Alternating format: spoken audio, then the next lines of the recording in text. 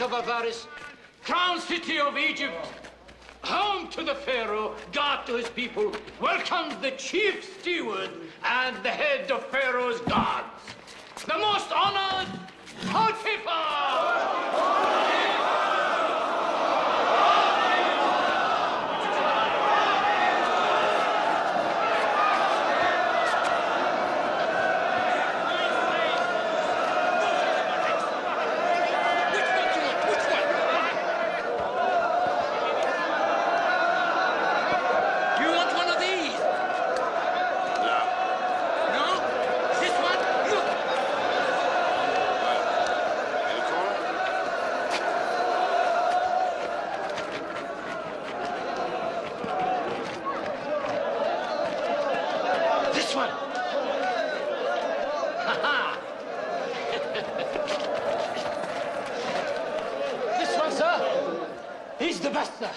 He's a fine slave, sir. Look at that fine head. Look at those shoulders, back, those arms. He is perfect. Ah, teeth. Young. He's healthy enough, but probably never done a hard day's labor in his life. Ah, but he can be trained, master. He's submissive, he's obedient. You do anything without a whimper. And he knows his place. Never opens his mouth except to pray. Is that true, boy? Answer the master. And to whom are these prayers addressed? Which gods? Only one, my lord. Only one god. Must be very poor indeed.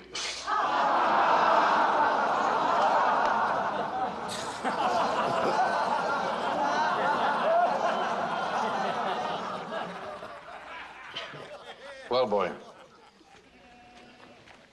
My one god provides all my needs, my lord. Well, he hasn't done very well for you now, has he?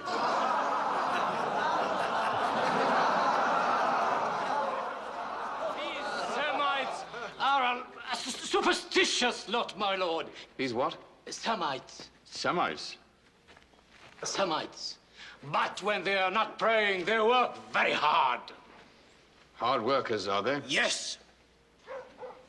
I don't know. What do you think, Overseer? I can knock the piety out of him, Master. I know that. When I finish with him, he'll need a city full of gods. He's young. There would be 10 more good years in a slave like this.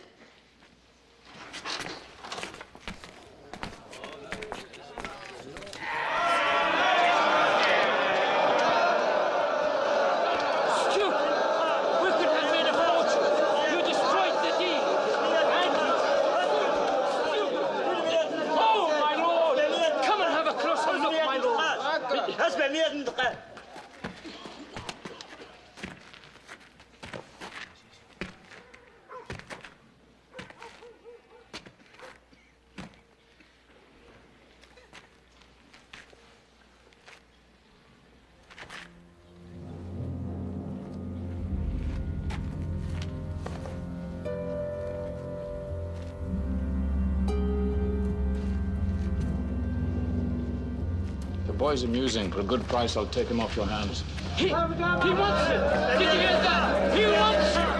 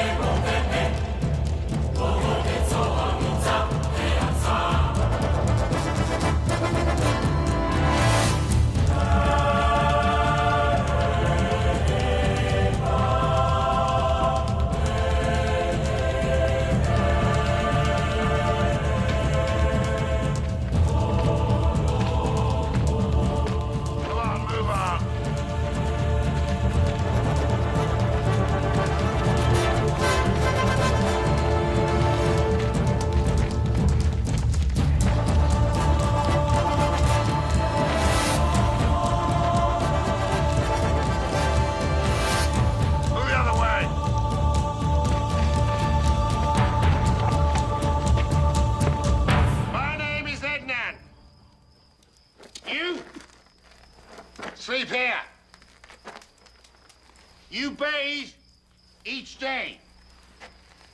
The mistress likes her slaves clean and silent. She sleeps 16 hours a day. Remember that. Before work each day, we give praise to Amun, Father of all gods. And praise is how you begin your life here. Praise to the all-powerful Amun! Praise to the all-powerful Amun! Praise to the all-powerful Amun! Praise to the all-powerful Amun! I thought you were pious, boy. Are you too good to praise our God? No, Master, not too good. Then what? I've only ever prayed to the God of my fathers. Well, you won't find him in Egypt. Don't you think you could use Amun's good graces? I need workers, boy. Not holy men. I just have to teach you to learn respect for my gods. Huh?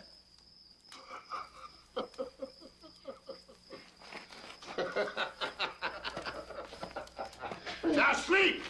All of you!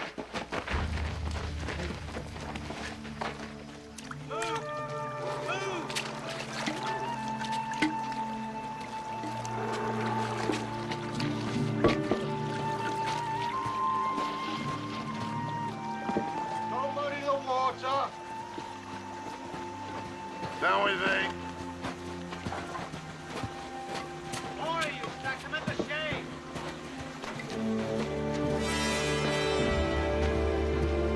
Fill the urn with water. Run, holy boy, run!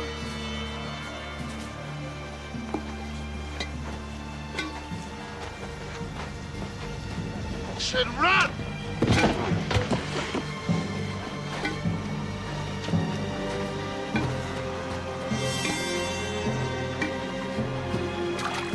Come on, boy!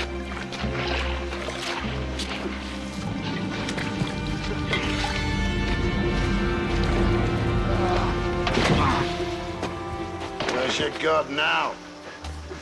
Doesn't seem very powerful to me. Are you ready to praise Amun yet? Huh? Not ready?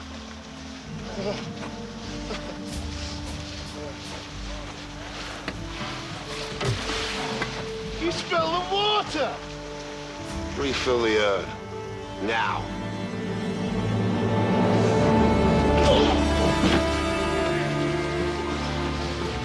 It's a fight you want, is it? Huh?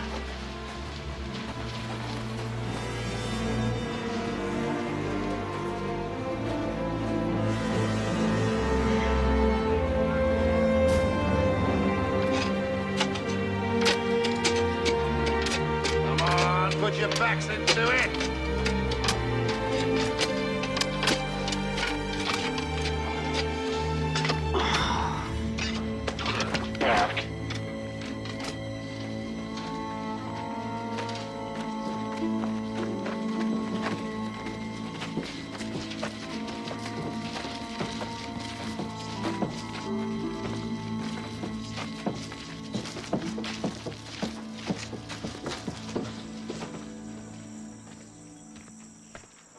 Very definite instructions. Well, I All thought... of this area should have been cleared. Look at this. Here. What are you doing, fool? I said put the bricks against that wall, not this one. Quiet, man. It is a slave who is right. They do go here. The soil over there is too porous. Shrine would sink in a month. We'd both lose our heads. Keep to the plans, Edman. Follow the dimensions exactly as I've written. It's simple enough.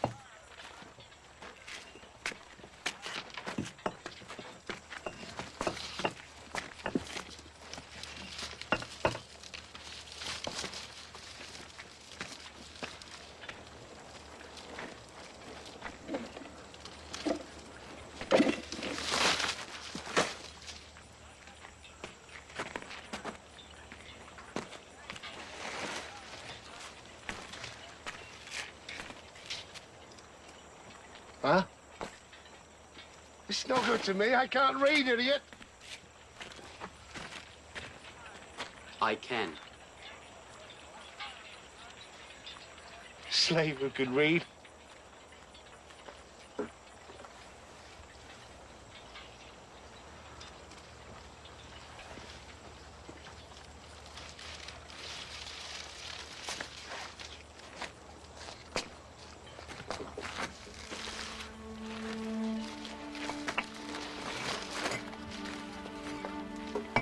According to this, we begin here.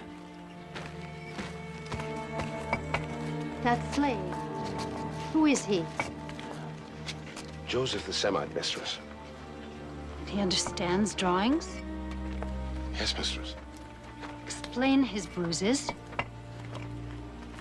Well, a slave's life, mistress. His lot is no different than any other. Well, it should be. A good foreman would see. This is a special man.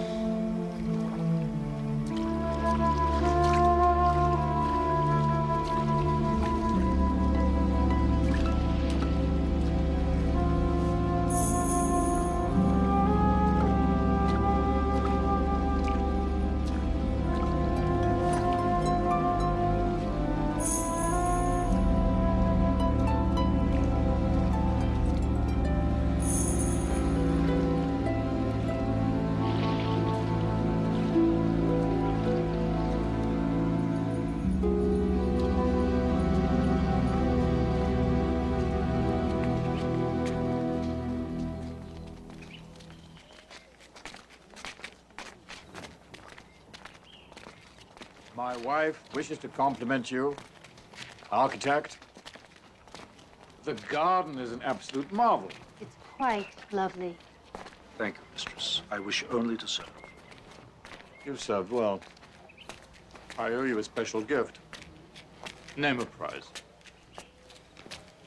If it's not too forward, I should like to buy one of your slaves. The one who can understand drawings, the Semite. Potiphar, I thought you said you favored him. I did. Yes, and the good architect is correct. We underuse a slave of his skills. His manner is gentle, quality lost on ordinary labor. Bring the Semite slave. Semite! Here! Tell me I did well the day I purchased you. I am grateful, Master, that God chose to be gracious to us both. What? Surely you remember, Master. He speaks incessantly of his God. I'd be careful if I were you. You worship as you like in Canaan, but in Egypt, only Pharaoh, son of Ra, is God. Is this insolence, boy? No, Master. Good. I serve you with humility and honest labor, but I cannot deny my God. A slave who insists on his own ways. What do you make of that, wife? We have enough fools who pander to us. If the estate is to grow, an honest slave who can read drawings and cipher would be a valuable addition. Especially if we taught him our own writing. You see? The respect Pharaoh's chief steward commands at his own home. Slaves instruct him on religion. His wife tells him how to run his household. His wife keeps her wits about and draws attention to what she sees as good. And you see the slave as good? They say whatever he touches flourishes. Is this true? It is, my lord. Do you have a name?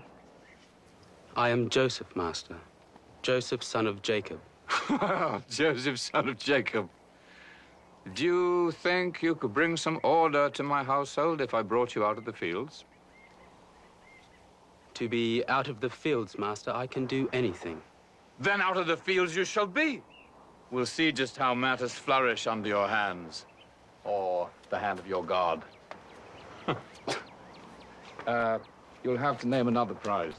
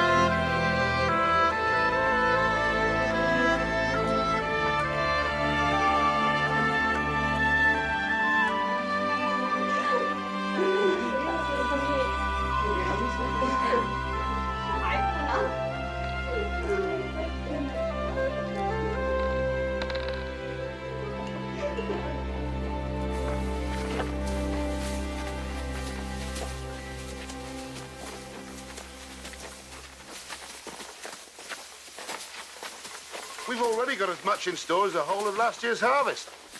And there's still plenty left in the fields. Joseph, how do you do it? Ednan, I don't create the crops for harvest. Must be. I know Potiphar thinks you do. Why else would he dress you in robes as fine as these? Clothes mean nothing. I'm still a slave.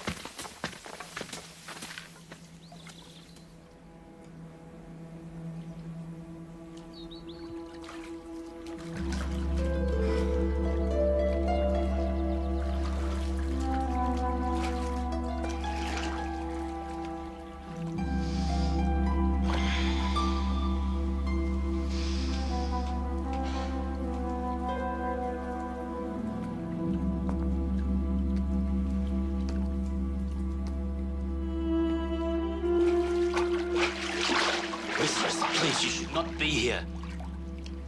Really? Has my husband elevated you to a position where you can tell me where I belong? No, mistress, of course not. Then be still.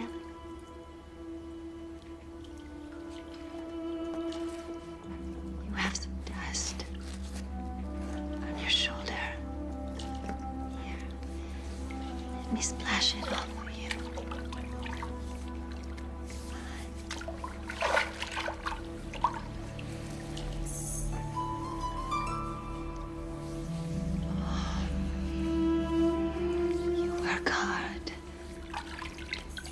Muscles to prove it.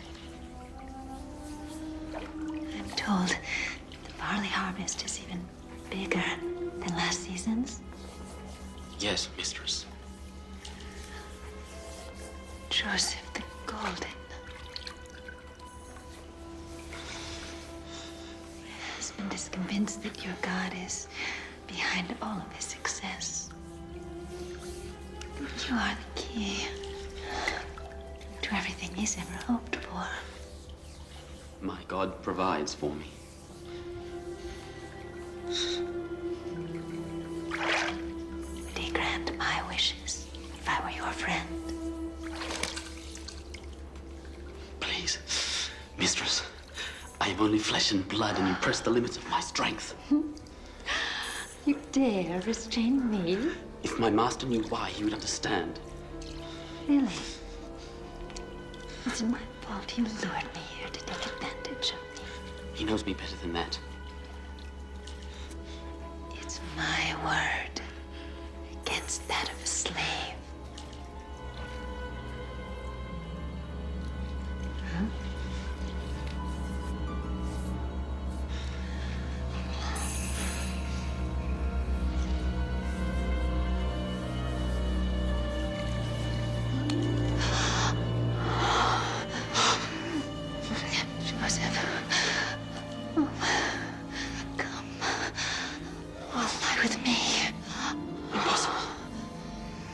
Potiphar has entrusted me with all that is his.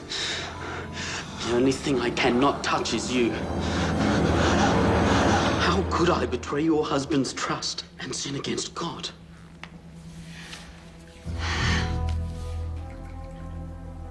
Time will come.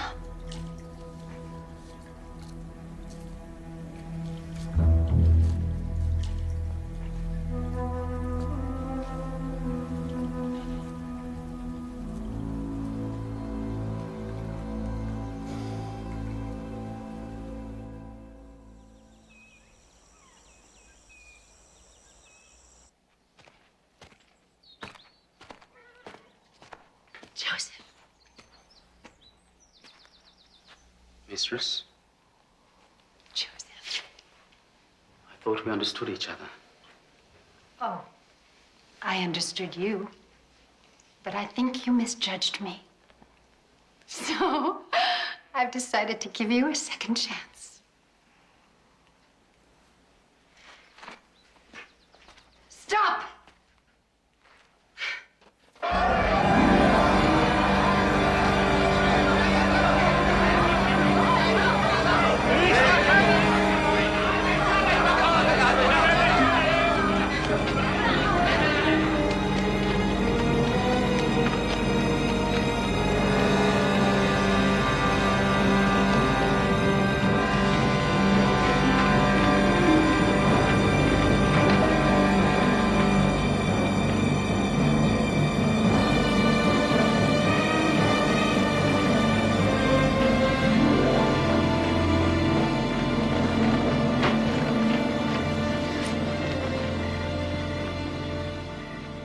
Where is he?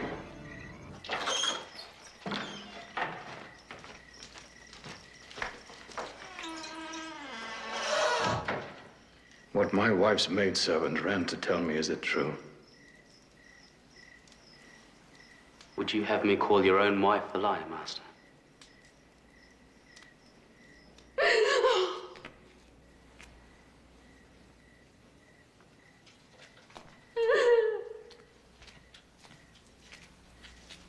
Oh, Potiphar, what took you so long? Didn't my maid tell you of the pain I'm in? Yes, of course you did. Of course, my lord, but the Pharaoh has first call on his chief steward's time as well, you know. Anyway, I'm here now. I'm here now. I will right any wrong that has been done.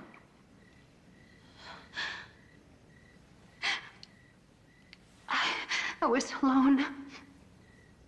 And he came here.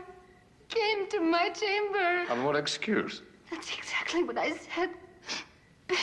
He just laughed at me. He said he needed no excuse, that he was your chief steward, and that I had to do what he said or it would be the worse for me.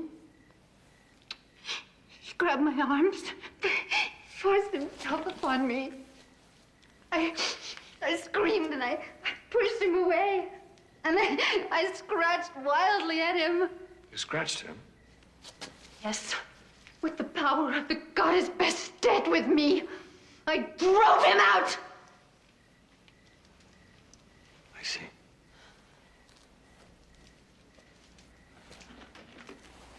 I want the full measure of the law, husband. The full measure. I want his death. Go, leave me with the slave. Come.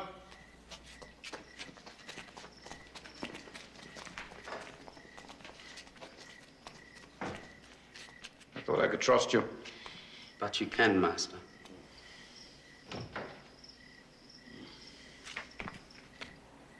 If anyone approaches, keep your hands behind you. Thank you, Master. Now explain yourself. How, Master? She accuses you of the vilest crime, Joseph, and demands the full measure of the law in vengeance, which means your head. And a man guilty of that crime would deserve nothing less. So you deny it? Yes, of course. But who would believe a slave pleading for his life? I deserve better than that from you. I've treated you more like a son than a slave. Trusted my entire estate to you, made you the law of my house in my absence. You, a slave! Your lands prospered under my hand. Which is why I'd rather not see you dead. Take me years to find another like you.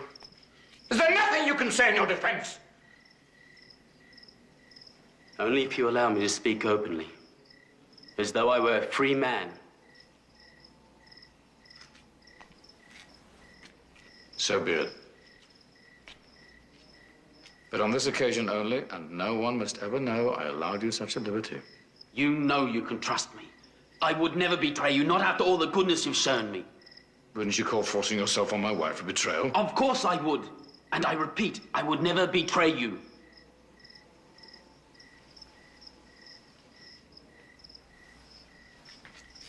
You're saying my wife's a liar? That's not my place, Master. But whatever happened to her was not by my hand. I could not do such a thing. No, you couldn't. It goes against everything I've ever seen in you. By all the gods, why this now? When things are going so well for my house. Give me a reason to believe you.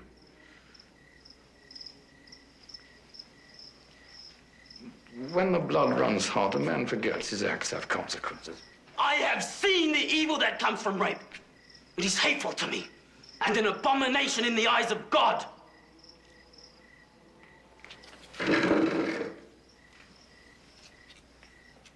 Tell me more. Tell me more.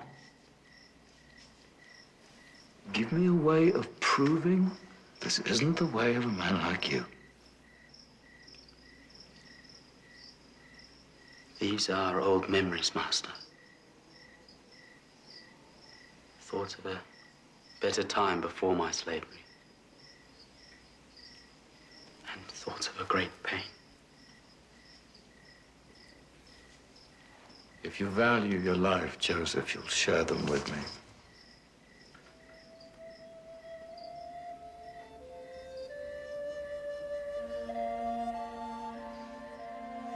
I was only a child. And a happy one in so many ways.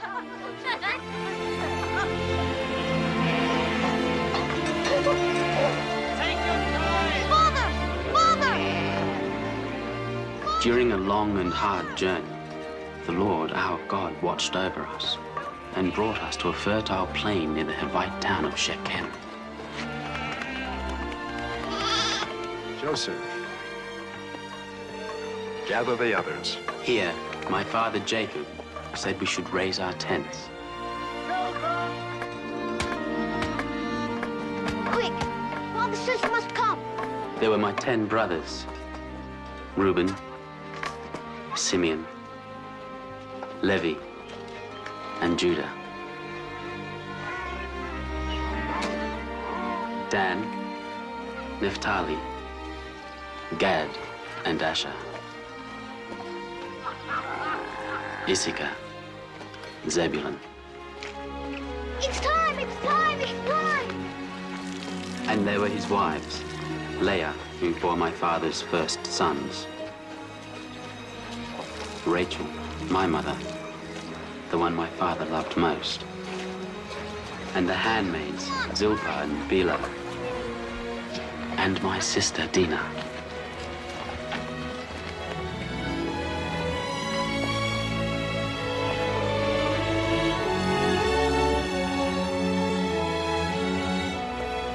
It was a happy time, Master. A feeling we had finally come home.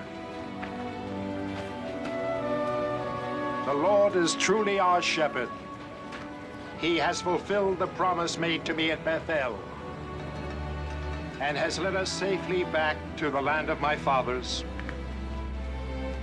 The Lord is my God, the God of Israel. El Elohei v'Yisrael. El Elohei v'Yisrael. El Elohei v'Yisrael.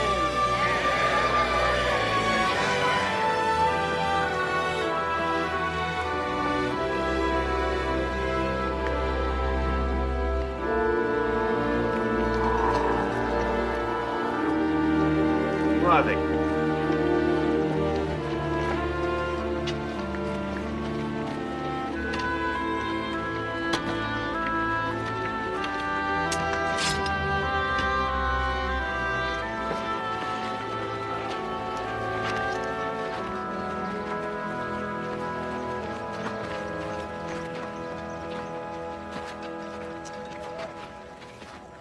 I am Hamor, king of Shechem, which lies behind those walls.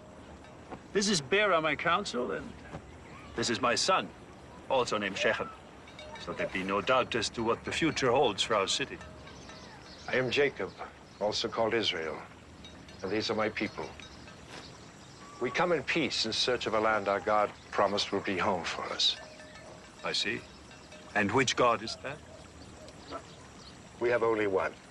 Just one? You must be a people very short on feasts. Our Lord provides. Indeed he does. Indeed he does. It was to him you dedicated the sacrifice? But where's the idol? I'd like to see a single God who could provide for you as well as this one appears to have done. We keep no graven images. Even so, we know he is always with us. You'll find we're friendly people. And if you also come in peace, we welcome you to camp near our city to find the home your single God promised. We come only in peace. And of course, we intend to pay full measure for the land and the use of the spring. Just name the price. 1/10 of your grain and of your flocks, and 1/3 of the animal's increase for 5 years.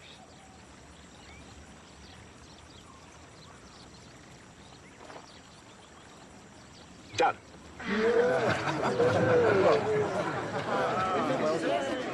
And I thank you for your kindness.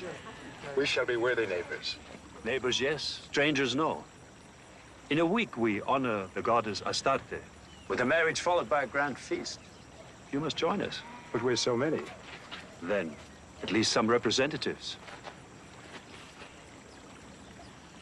Your sons. Perhaps the young girl here. Your invitation is kind. Count upon some of us being among your number.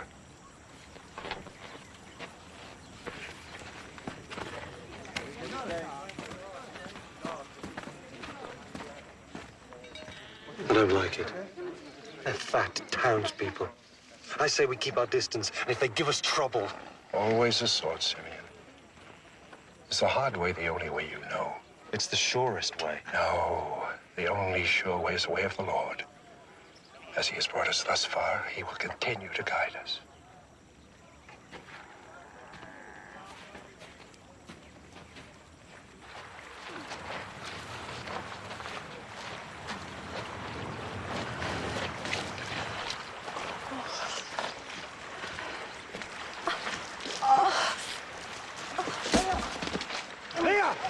Super quick!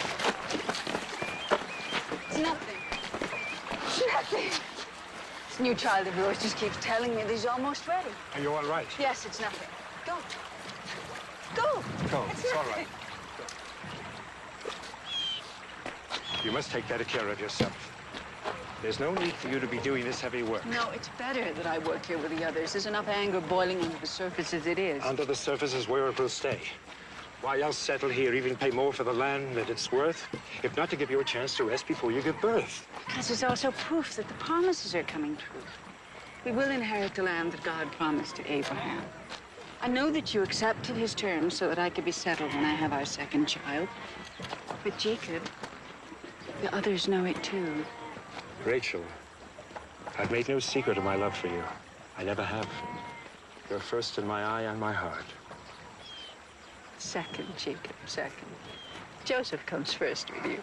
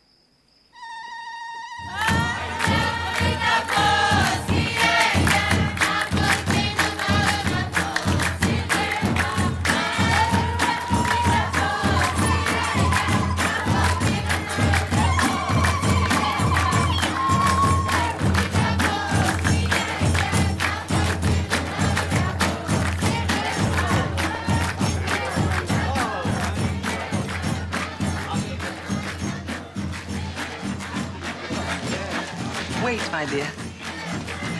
You're Jacob's daughter, aren't you? Yes, I am. Let's sit here.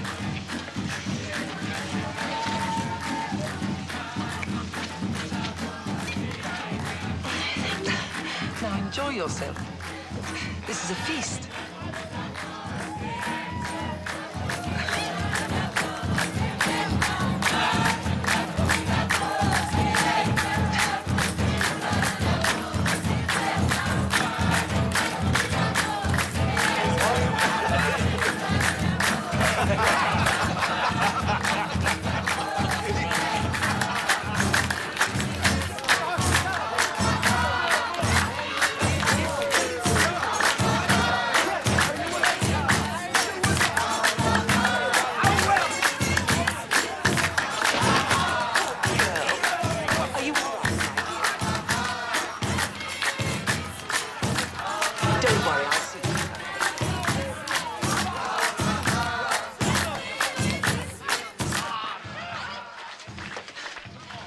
need a quiet moment to gather yourself together. You'll be fine. I'll take you to a cool room for a rest.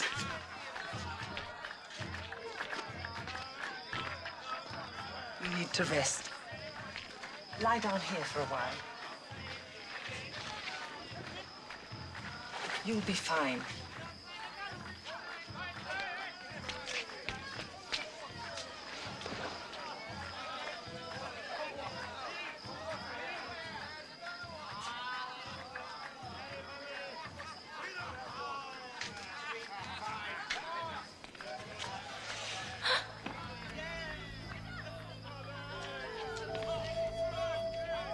Don't be frightened. It's only me. Yes. I mean, I'm not frightened. You're perfectly safe. Nobody as beautiful as you could ever really be in danger.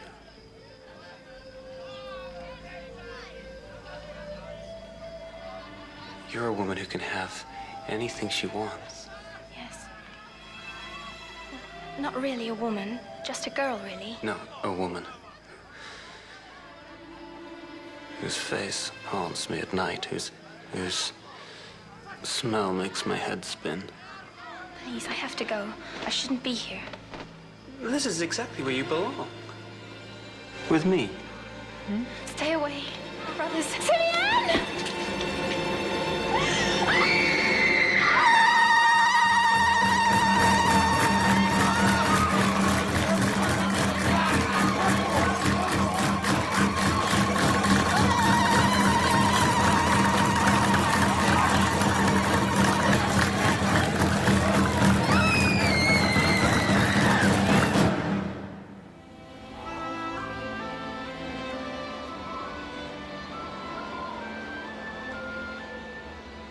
There's no excuse for what my son did to your daughter. To all of you. Other than that he was drunk with love. The crime shames us, violates all laws and traditions. No love can come from violence. I gave you my trust, my friendship. Please, Jacob, listen. I'm asking for your daughter. I ask for her in marriage to my son.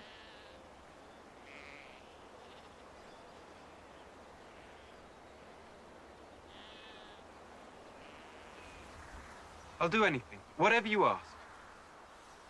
But I beg you, let me marry Dina. Your people and mine can be one, Jacob. We will take your daughters as wives, and you will take ours. Then you'll be strangers here no more. That you seek a peace that can wash away the stain of violence is good. And appreciated. But our traditions and beliefs demand that we can only marry those who worship our God. And our God alone. He's a good God, your God. We see his presence among you, see how you prosper. We watched your sacrifice to him. We respect your beliefs. And we can learn to worship as you do. And you can embrace all our rituals?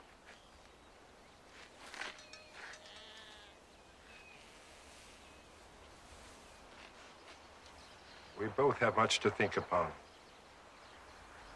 Until tomorrow, perhaps. Until tomorrow, then.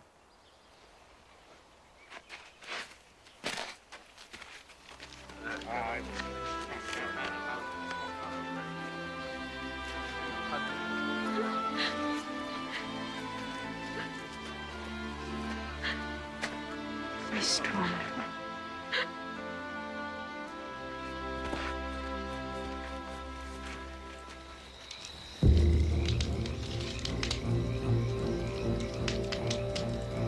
Is it that simple? They take our sister for a whore. And the reward is we embrace them, make them family, masters of our women's dowries. Not if I have a say in it. But you don't. None of us do. This decision is for our father alone. I've heard enough. You're like the women clucking away. Good night, brother. He's right. It is Father's decision. Yes. But what happens after that is something else altogether. Go on. Accepting our rituals means all their males must be circumcised. And if they are, they'll be sick. Weak. At our mercy. Get to the pastures. Spread the word. We'll need every man. 3 days is what it takes for the fever and the weakness. By the 4th morning, it'll have passed. Along with our one chance. Yes.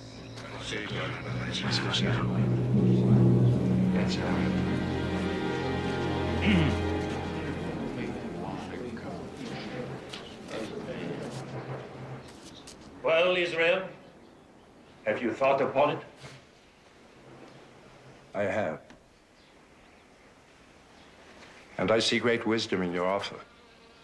But have you considered what you must do to marry amongst us? Circumcision is a harsh demand to make of grown men, Jacob. But absolutely necessary. It is a sign we bear on our flesh of our covenant with our Lord, a proof that we embrace his commandments. Only then can we be allowed to be united through marriage.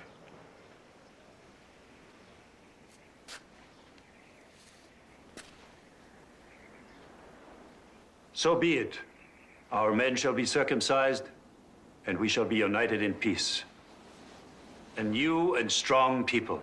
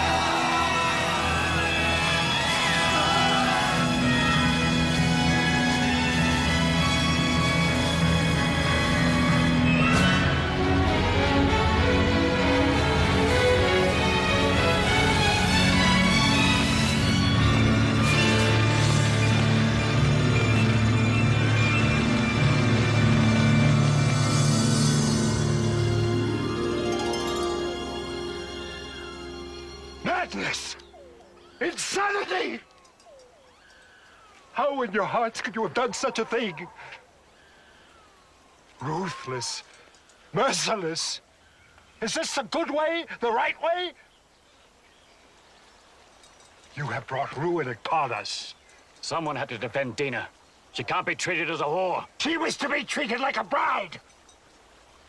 You have broken the peace and used our traditions for vengeance. Now Shechem's neighbors will join forces against us. We're so few in number.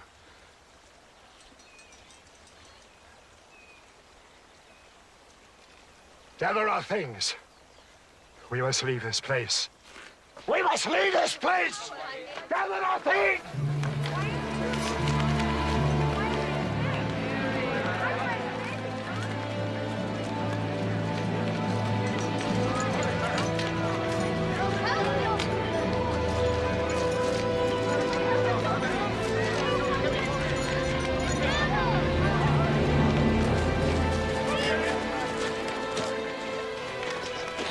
And so we were forced to leave the land that held so much promise. We went up to Bethel, where my father had once erected a monument to God. And again, God spoke to him. As my father told me, the Lord said, "Be fertile and increase.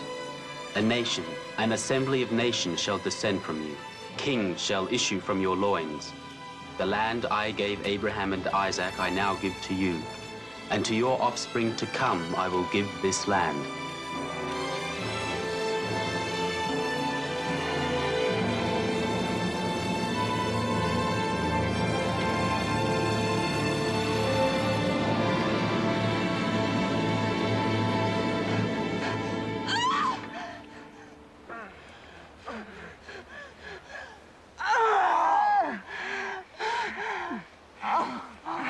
Push! Push, Rachel, push!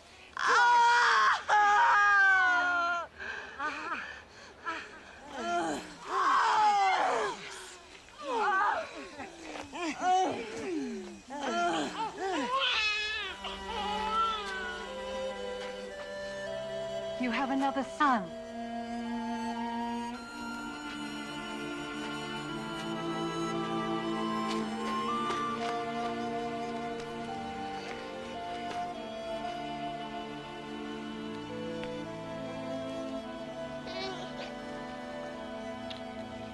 Rachel?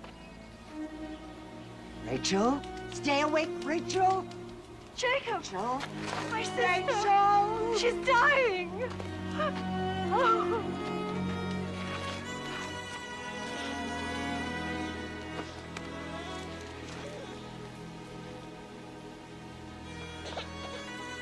Call him. Benoni. Child of pain. No, not Benoni.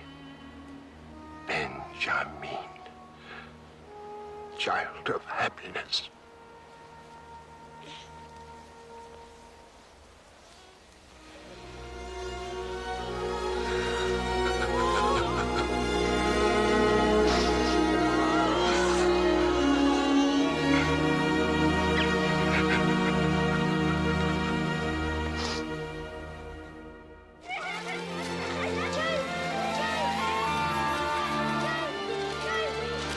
Benjamin!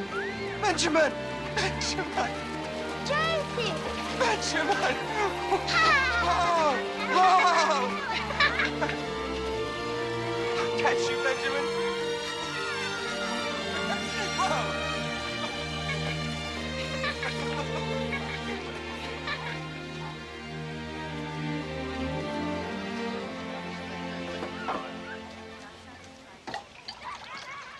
Bela. Bela, spend a moment with me. I have work, Reuben. But I have things to tell you. Important things. Perhaps tomorrow. You know this is my last night.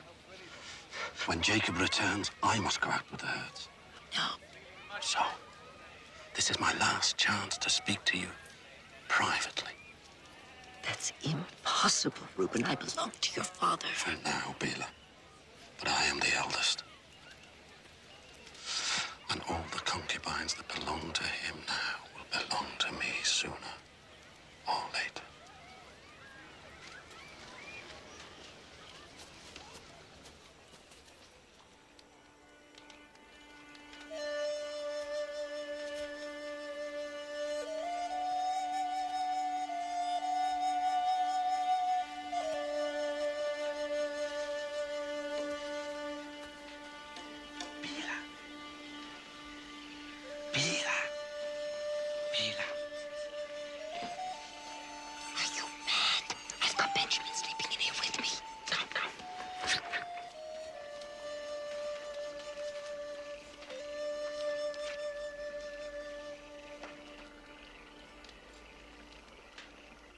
I thought you should know. I should send them both away. Go! How could he do this to me? How dare he do this to me? Reuben seduces Bila, Rachel's maidservant who bore me children. Bila is like a mother to Benjamin. Your sons give me nothing but grief, forcing us to leave Shechem like thieves, forcing us to take Rachel on a trek that killed her. And now this! He was wrong. I know that. But once you speak to him... No more words! Things must change. Reuben is my firstborn. Your first son. No more words!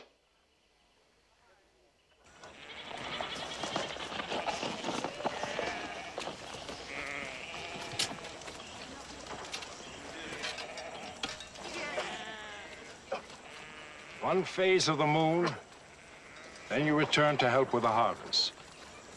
Be careful. Be alert. While you are gone, Joseph will be in authority. You will hear his words as if they were mine. Joseph! Is this a game, Father? I am the eldest. And the one who shows me no respect. You and Bila shamed me before the entire camp. Simeon and Levi betrayed my word at Shechem. If my sons will not honor me, I cannot honor them.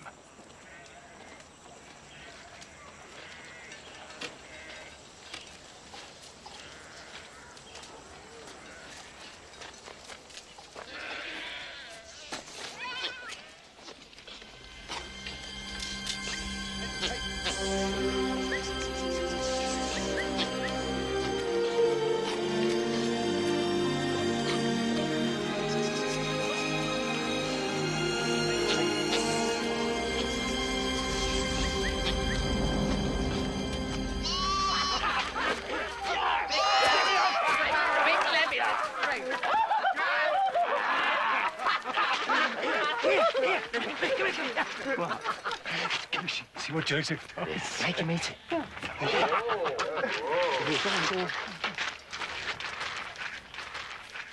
Meat for supper, little brother. Meat? Me? From where? A sheep. You can pick the one for slaughter if you like. Me? Never. Come on. Brother specifically forbade us from... Well, he's not here, is he? Forbade us. He's not stuck out here alone, baking under the sun, living on dried fruit. Here's a nice fat one who'll stick to our ribs. But what will you tell Father? He won't find out. At least he'd better know. No wagging tongue. You'd lie to them. Not our fault. The poor little lamb strays off and gets mauled by a mountain lion. Understand, little brother? What difference does it make? He's got more sheep than anyone else in Hebron. But Father, put me in charge of the sheep. And be quiet.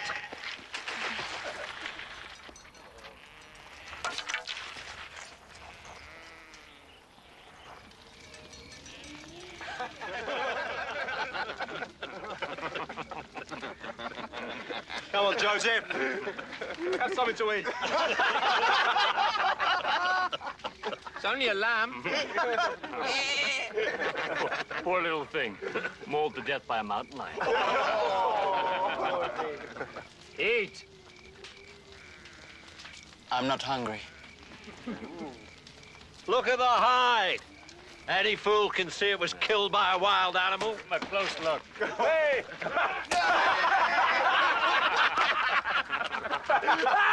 Any fool! Right?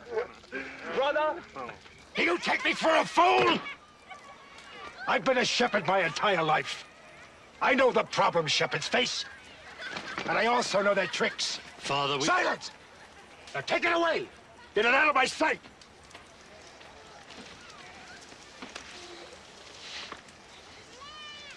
At least now we know what to expect from Joseph.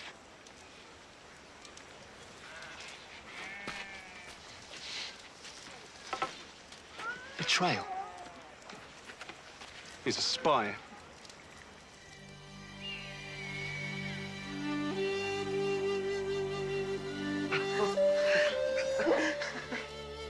He certainly looks like a prince. So tall and strong. Oh, Jacob, it's beautifully made. only his mother could see him now. It's wonderful. Surely I don't deserve it. None of his brothers have anything this fine. None of them deserve it. He does. He has proven his loyalty and responsibility. He has earned the coat, just as he's earned the succession. Now, leave me alone with him. Go, all of you. Go.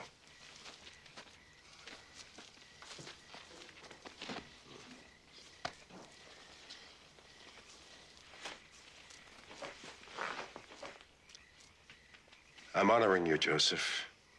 Naming you my heir. Next in line as head of the tribe.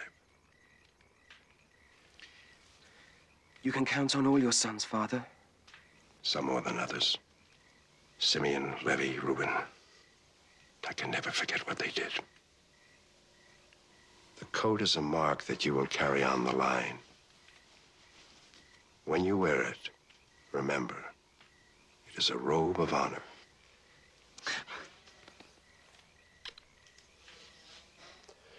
Now, get some sleep. We have a lot of work to do. The harvest starts tomorrow.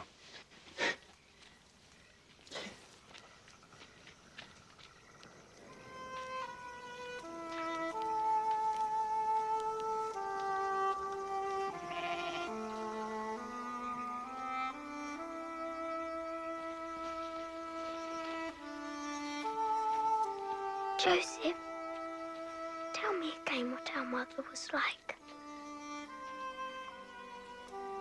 She was gentle, kind, loving, and very beautiful. More beautiful than Leah, Zilpah, and Bilhah. Yes, much more. Is it true that I killed her? Of course not. Where did you ever get such an idea? I heard some women say that she died because I was born. That's foolishness, Benjamin. That's not why she died. Why then?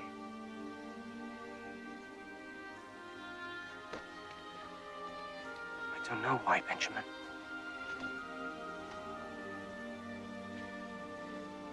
People are born, live, and die. Even the stars fall and die. And the sun sets every day just to be reborn the next morning. I wish I'd had known, Mother. I'd never have let her go. It's not that simple, little brother. Hush now. Go to sleep. Are you going to sleep in your new coat? Yes. I love it so much.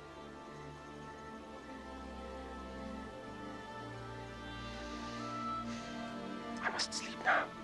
Tomorrow's harvest. Hard work.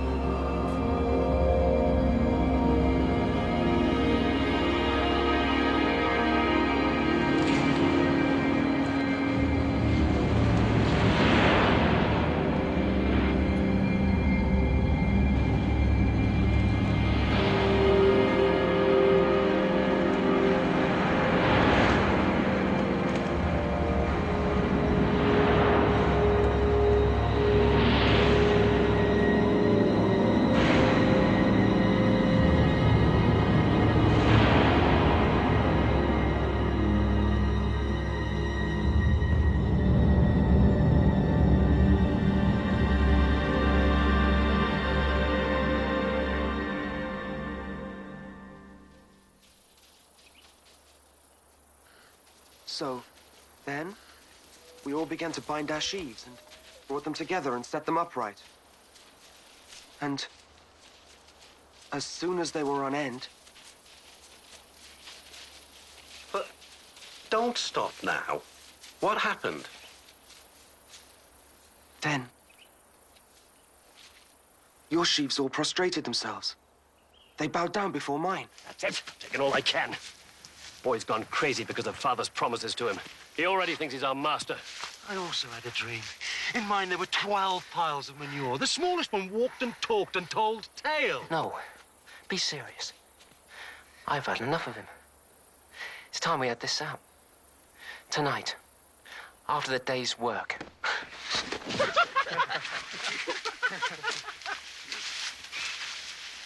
We'll see what Father thinks about this.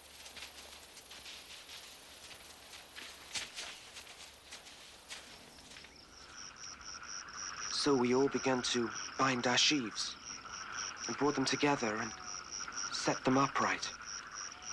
And as soon as they were on end, their sheaves bowed down before mine. Do you hear that, Father? He dreams of being our master. This has to be stopped. Now, that, Simeon, is as foolish a thing as I've ever heard. Should I order the boy to stop dreaming? Dreams have meanings. And when God intends for us to understand them, he'll make it all clear. Until such time, all we can do is listen. Joseph, you spoke of another dream. Yes, Father. Tell us. I'd better not, I think. If God gave you a dream, you must share it with us.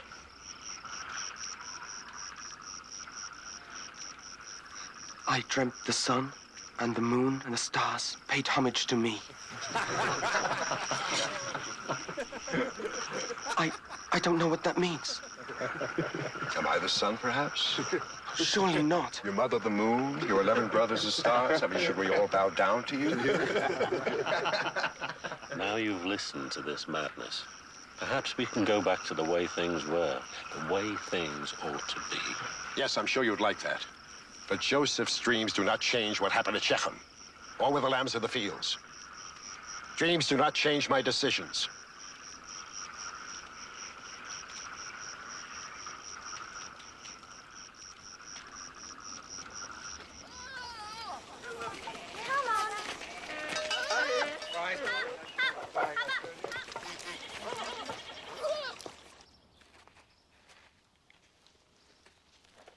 I'm sending you to see how the flocks are doing, not to a feast. Son, you're getting older, bigger. And where once your brothers might resent you, as you gain strength and position, they begin to feel very threatened by you. I want you to try and make peace with them. Yes, Father. That's also what I want. But sometimes the anger is... Time will ease that, if you're more careful of their feelings. Joseph, they're different than you are. They're all brought up together like a pack of lion cubs.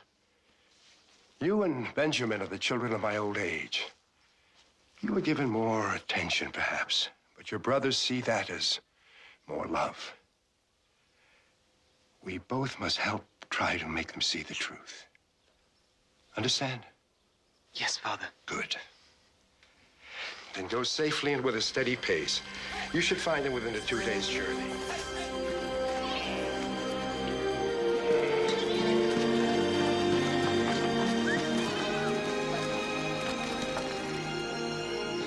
Each night grows colder than the one before. We have another cycle of the moon before we can return. I'm in no hurry. Only thing waiting for us at Hebron is our new master in his wonderful coat. Come, little sheaves. Bow down before the great man Joseph. Come on, bow! Mercy! Mercy, master, please! Have mercy upon us! A wild animal tore a little lamb to pieces! Please, please! Oh, we are innocent, oh great Joseph. Please have mercy upon us. No, my brothers. I'm in no hurry to see him again. It's peaceful here. Unless he comes looking for us. I think we should move west. What makes you think the pastures will be any better somewhere else? We'll move west tomorrow, to the region near Dothan. The grass will be fuller, though. Listen to him give orders and predict what we'll find. Must have been a dream. Runs in the family. The only thing I dream about is women. But I do know that if we move on, no one will know where we are. And no one will be able to spy on us. I agree. That anyone who wants to find us have to dream where we are.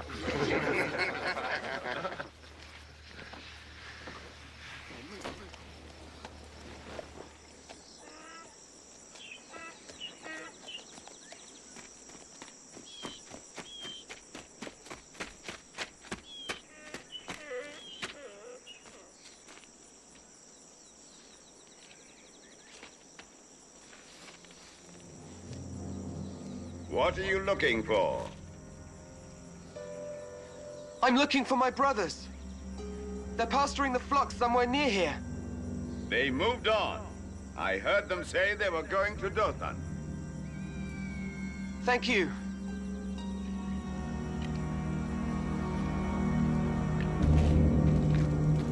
Are you sure they went west? Last night, I dreamt I was on one of those big ships that dock in Jaffa. I had 3 women. One had red hair, the other gold, the third... Your dreams don't count. You're not Joseph. I wonder. Father wasn't so pleased with his last dream. That's right. Yes. What if they are prophetic? All of us kneeling down to him.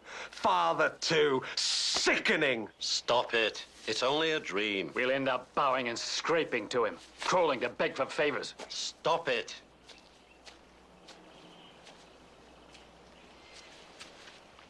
What is it? Here, brothers. Look, the dreamer himself. And in the coat. I swear I could rip it from his back. Father sends you fresh food.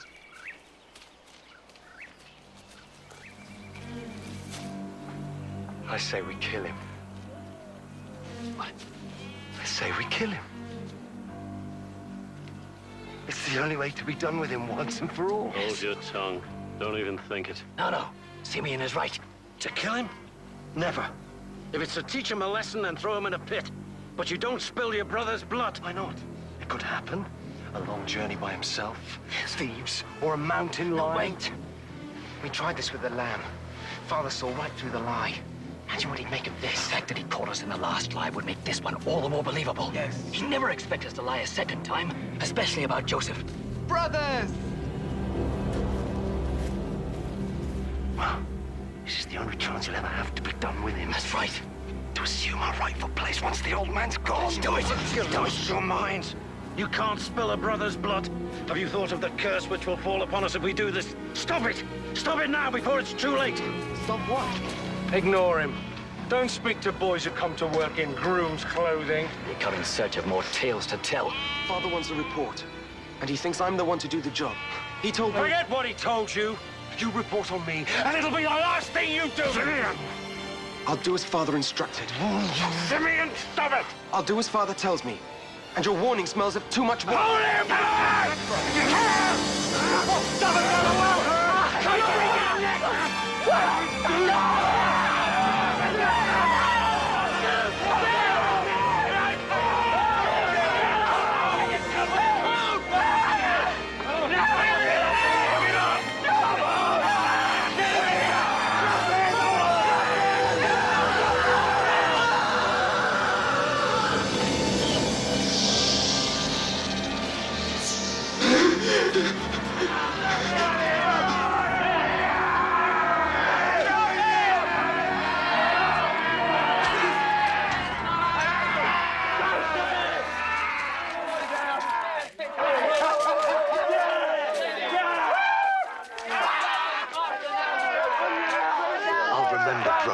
I'll remember that when the time came to act for ourselves, you weren't there. No, I wasn't. Perhaps I'm just not as big and brave as you are. Brother. You're letting him go? And what if he tells our father? He won't do anything. Not Reuben. He stands the most to gain from all this. With Joseph gone, who else will our father put in line to replace him? He'll be back.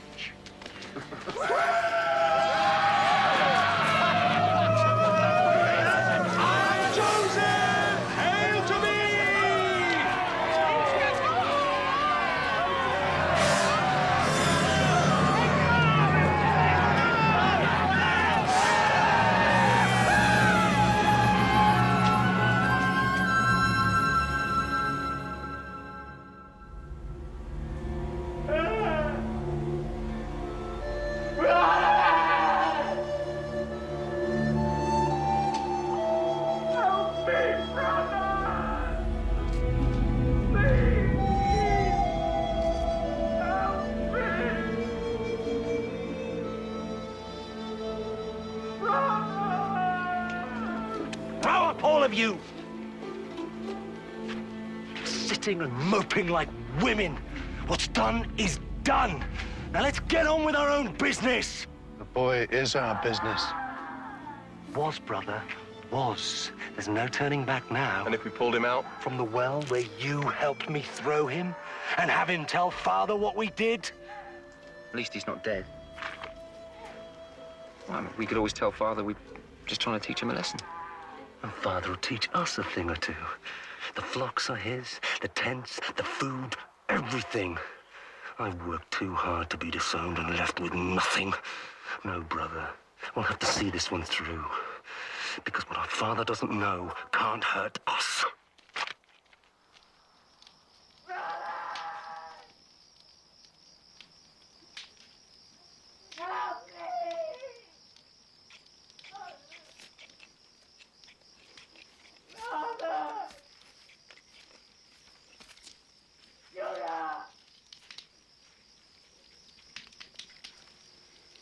There's not much grazing left in these fields. Simeon, I think it best if you and Levi take part of the flock to fresh pastures near Shechem. So you can fish out the boy and throw the blame on us? Never.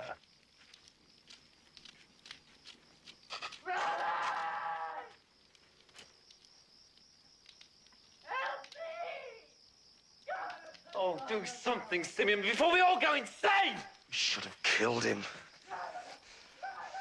Shut him up. You want to fight me, brother? If that's what it takes. But you're not going to kill him. And you're not going to fish him out? If that's the only way to avoid a brother's blood on my hands, then fish him out we will. To avoid spilling his blood, you'll have to shed mine. If you can.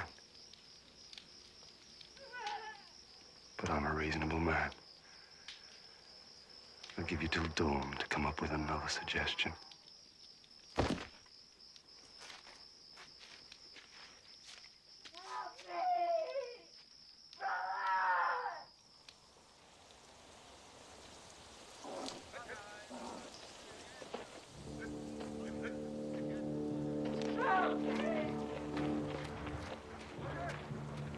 Ishmaelite traders.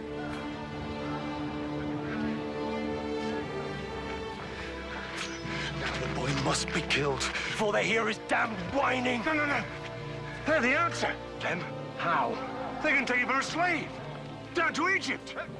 Then at least he'll live and our hands will be clean. If he escapes, comes back and tells Father what happened. Ishmaelite and Egyptian slaves don't escape. They pay for him.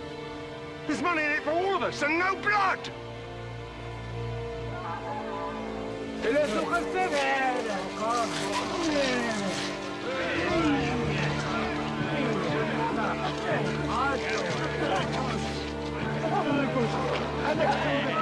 $20 shekels, not a piece more. In silver? Of course. Done.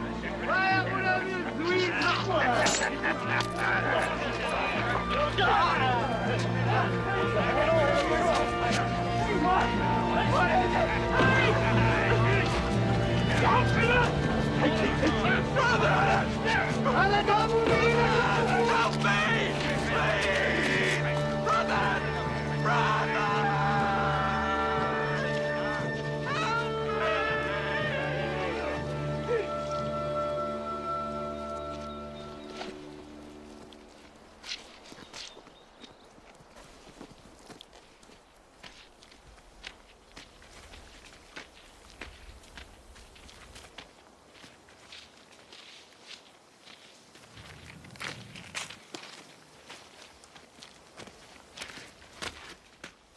come to save him.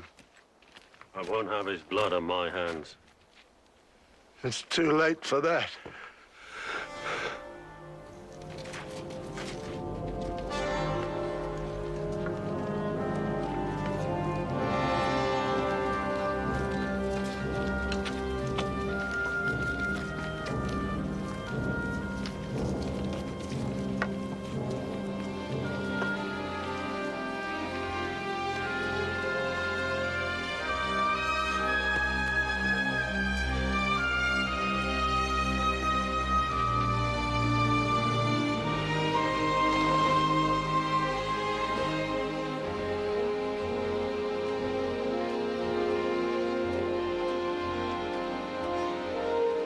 I found this on the road. He must have gotten lost. A wild animal. No! No! No! No!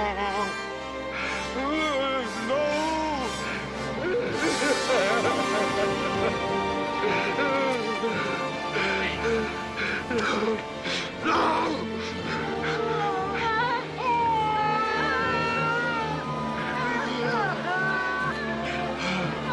What's left of me if Joseph is dead?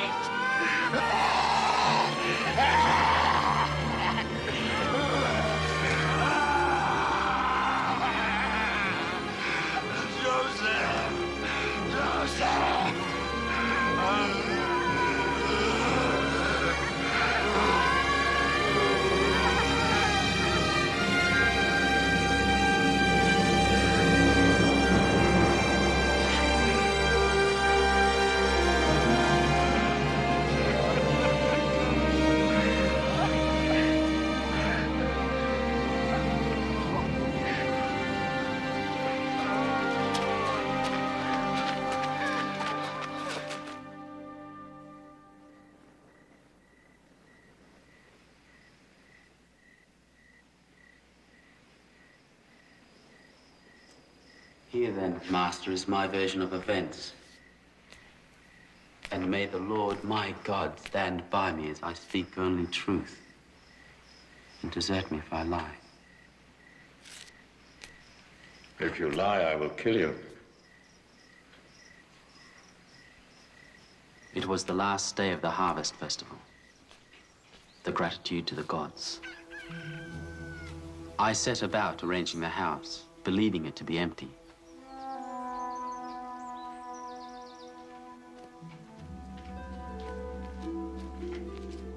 Joseph. Mistress? Joseph. I thought we understood each other. Oh, I understood you. But I think you misjudged me. So, I've decided to give you a second chance. Stop! Joseph.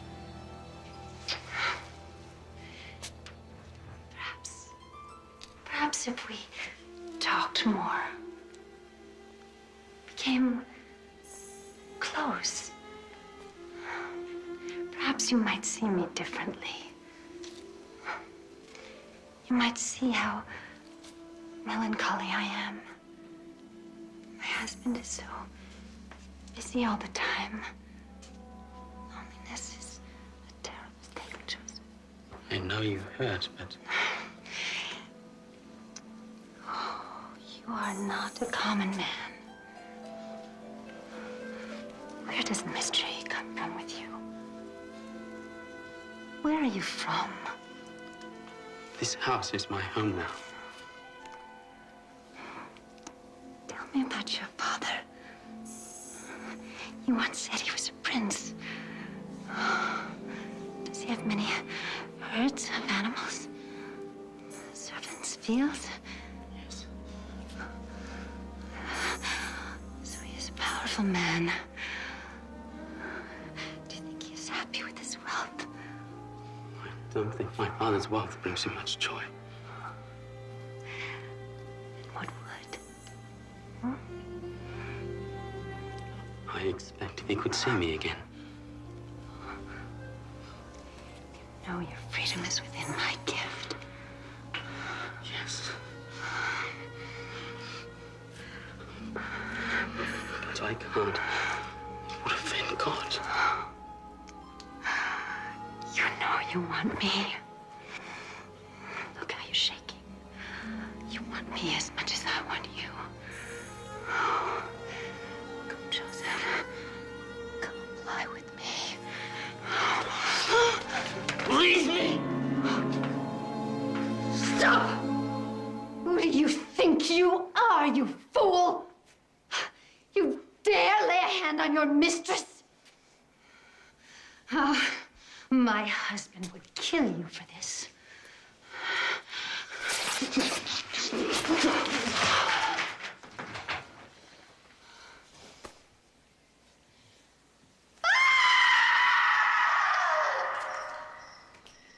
Is that all?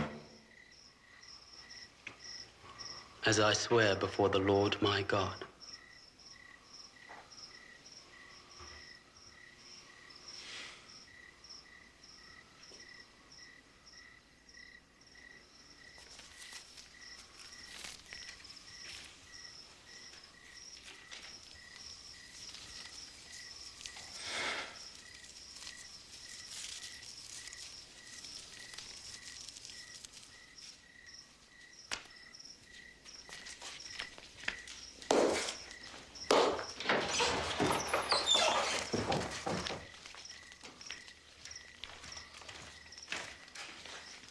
Summon the household.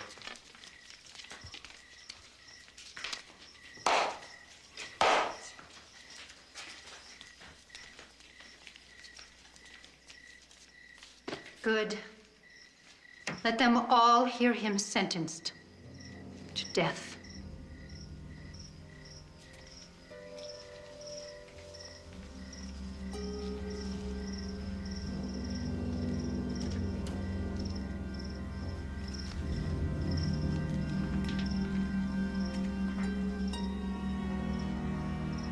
I have heard the reports and weighed them.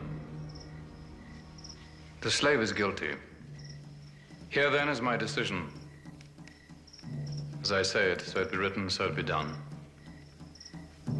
The slave is to be taken to the Pharaoh's prison and held there at my pleasure. The jailer is to report to me weekly on his treatment and his progress. Thus is this matter now closed.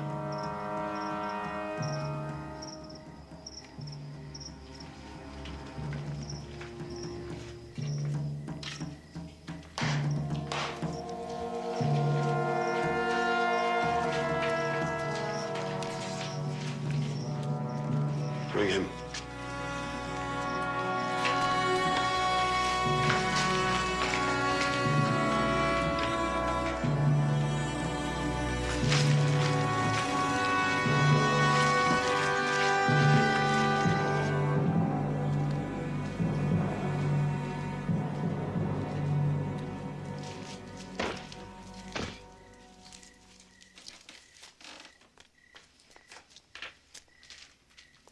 You humiliated me. You sent him to prison at your pleasure? What about my honor? What honor? Dare you? I know you, wife. I know you. Don't understand. Whatever you believe of me, how can you let him live? How can you humiliate me like that? Because one humiliation deserves another.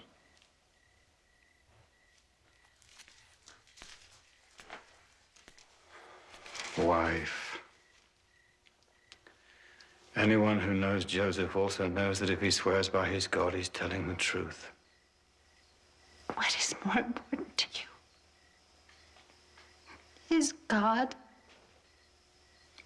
or my good name? The truth? The truth. Yes, that's what matters. Well, then, you might as well set him free. Complete my shame.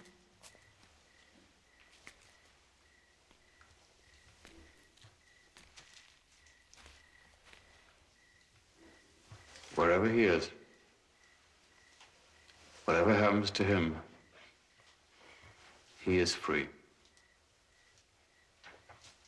Because his God is with him.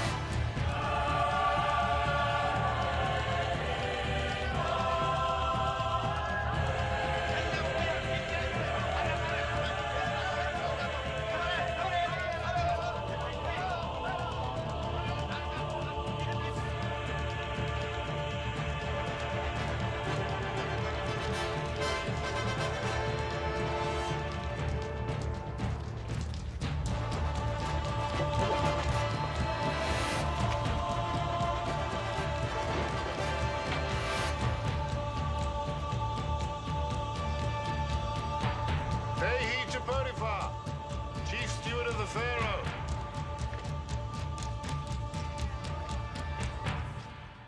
Peace be with you, Master. Do you know about this?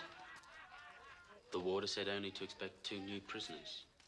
The excellence of your work here is becoming common knowledge. They say that prisoners have never eaten better. The warder's never been richer. The Pharaoh has never had to spend less to keep his jails running. 10 times a day I'm asked how you do it.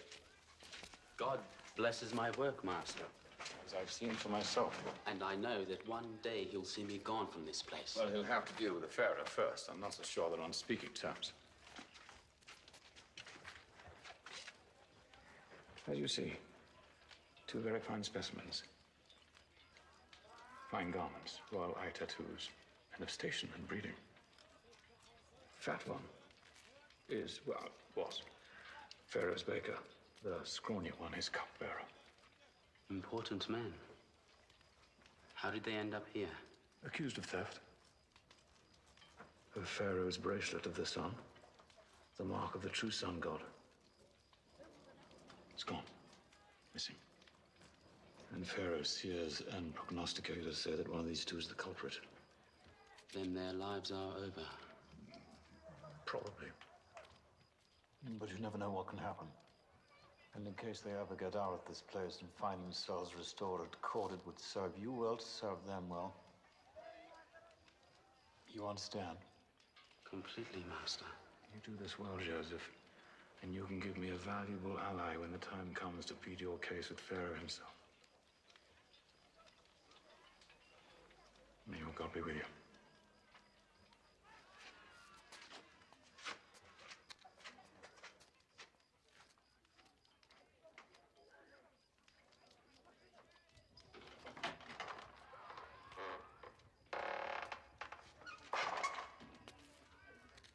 I am Joseph, my lords.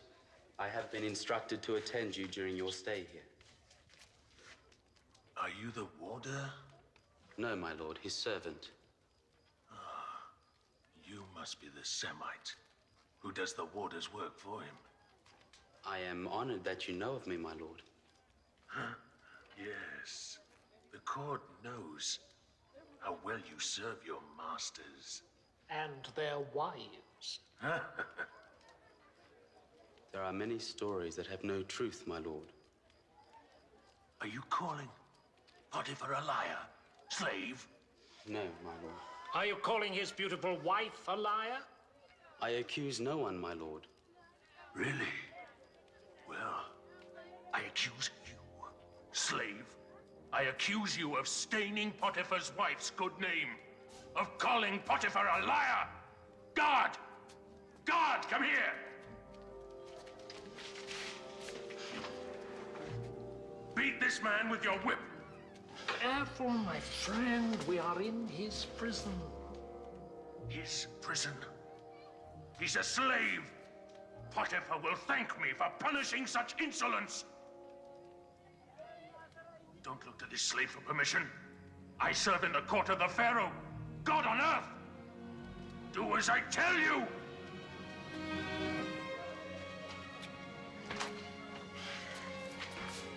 You will not slander the name of Potiphar!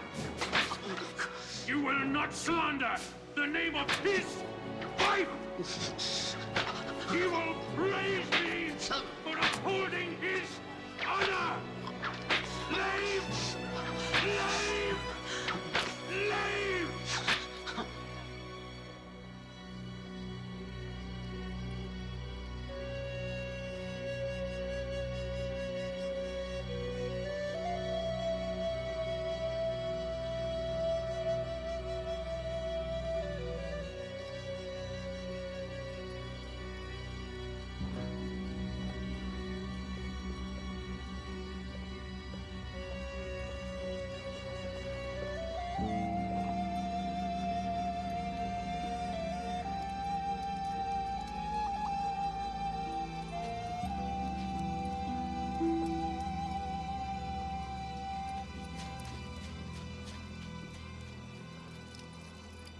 They say this season's market will be bigger than last. I hope so. It gets harder and harder to scratch out a living. So do I. You don't have the animals to prosper, you know that. You need good, rotting males, healthy she-goats, ewes. I won't return to my father's camp. I can't live with Jacob's sorrow. He still mourns the loss of Joseph, and the entire settlement is a pool of grief. As a widower, I've enough of my own.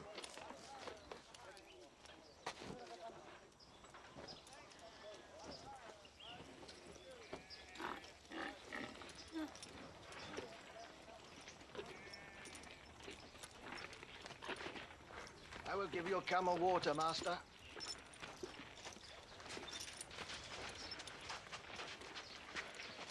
Now there's a sight. Oh, a Canaanite who hides her face. They're always bewitching. It's a strange custom, but it adds to the mystery. Traveler, lie with me and ease your mind.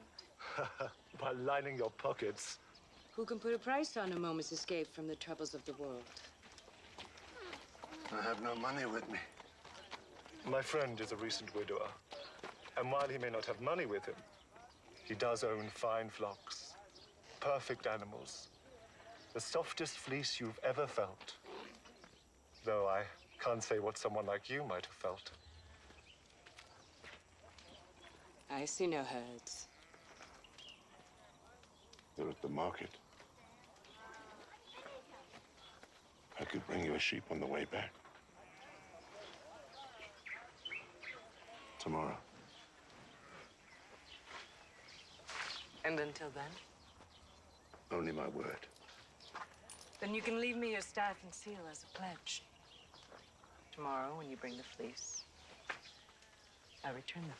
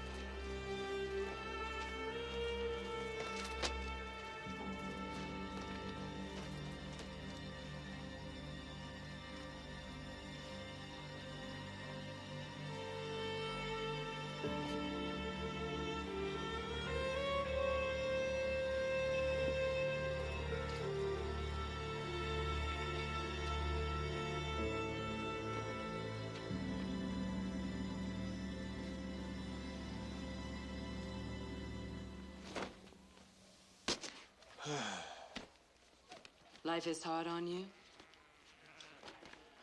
A barren daughter-in-law that buried my first son. People die. They do. But as is the custom with my people, I forced my second son to marry her so that his brother's wealth would not be lost. And he too died. Misfortune indeed. You have other family? 11 brothers. Once there were 12. But the second youngest was taken by a wild animal. And ever since, not a day passes but my father sheds a tear at the youngster's memory. His sorrow was so thick I had to leave and start my own encampment. You grieve as if the boy's death was your fault. Never. In no way! Why would you even think such a thing? No injury intended.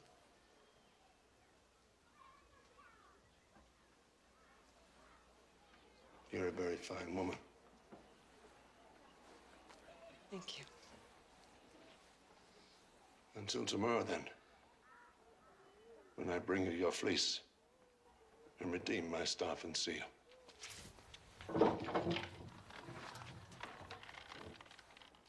Until tomorrow.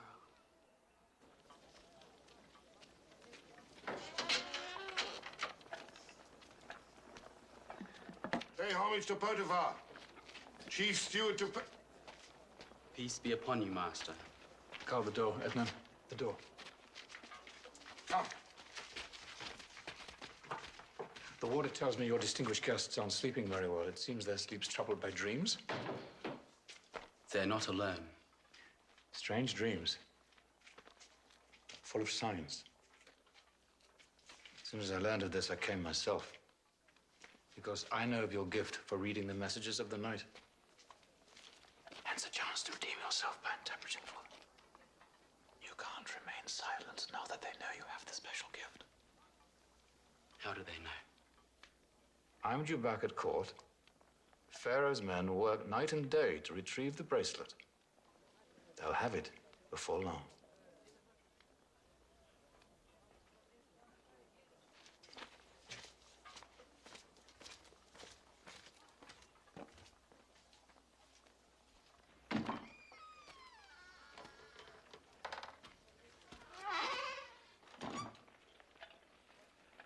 I hear you have the gift of second sight. At times, Master, when God sees fit to grant it. How low have we fallen, listening to the ramblings of a Semite slave? The ability to interpret dreams is a gift from God. Then why don't you see how well he could do for you, Vintner? I intend to. Be seated, Joseph.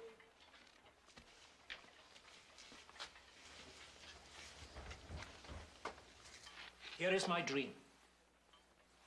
I was in a vineyard in the countryside. There was a vine in front of me, and on the vine were 3 branches, one of which began to bud. Now, no sooner had it budded than it blossomed, and its clusters became rich grapes. I had Pharaoh's cup in my hand. I picked the grapes, and I squeezed them into Pharaoh's cup. And then I handed the cup to Pharaoh. Now, can you interpret? This is what it means. The 3 branches are 3 days. In another 3 days, the Pharaoh will lift up your head and restore you to your position. Then you will hand the Pharaoh his cup as you have always done. Rest easy, your days here are numbered. Can it be true? Now listen to me, slave. I, too, had a dream. There were 3 wicker trays on my head. In the top tray were all kinds of pastries for Pharaoh, such as a baker might make. But birds were eating them off the tray on my head. Give me its meaning. I am sorry. I cannot interpret that dream. You can. I know you can. You're hiding something from me. Tell me what it means. Very well. This is what I believe your dream to me. The 3 trays are also 3 days. In another 3 days, the Pharaoh will lift up your head as well, by hanging you from a gallows. Then the birds will eat the flesh from your bones. No!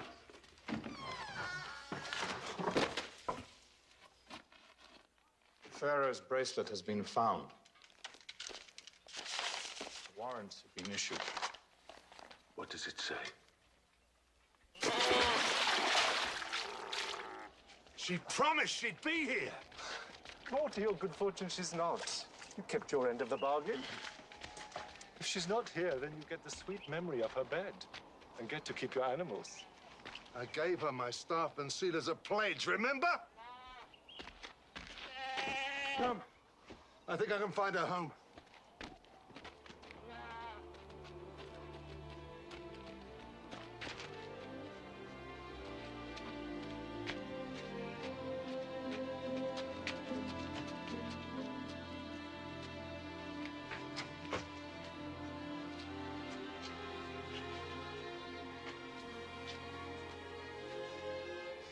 My punishment will never end.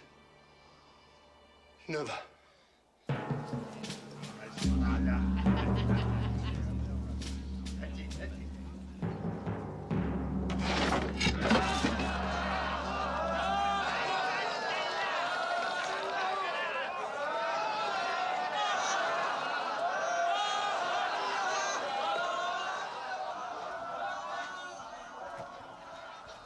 I am most grateful for your judgment in this matter.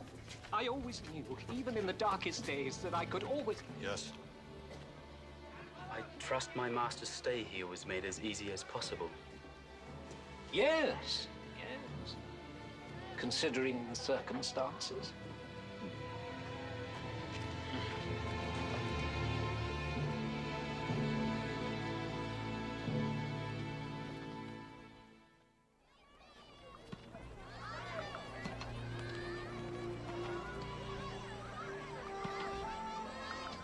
Now repeat everything you've learned, Benjamin.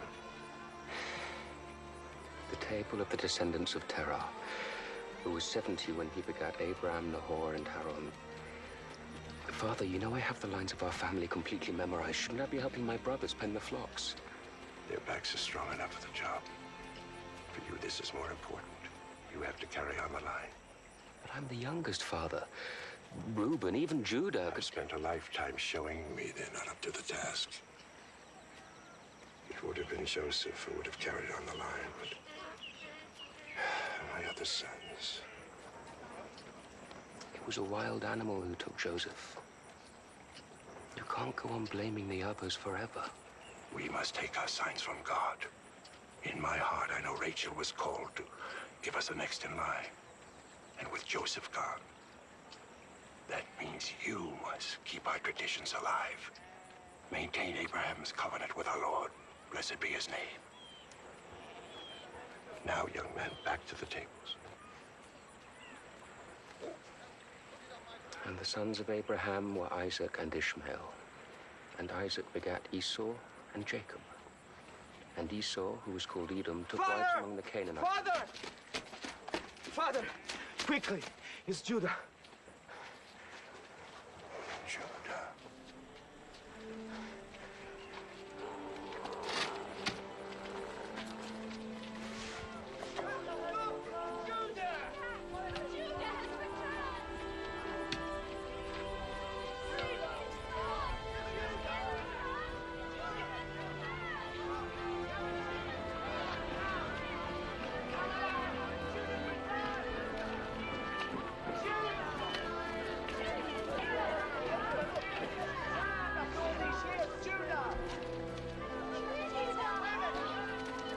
Reuben. Judah. Simeon. Levi. Dan. Naphtali. Gad. Asher. Issachar. Zebulun. And little Benjamin, though not so little anymore.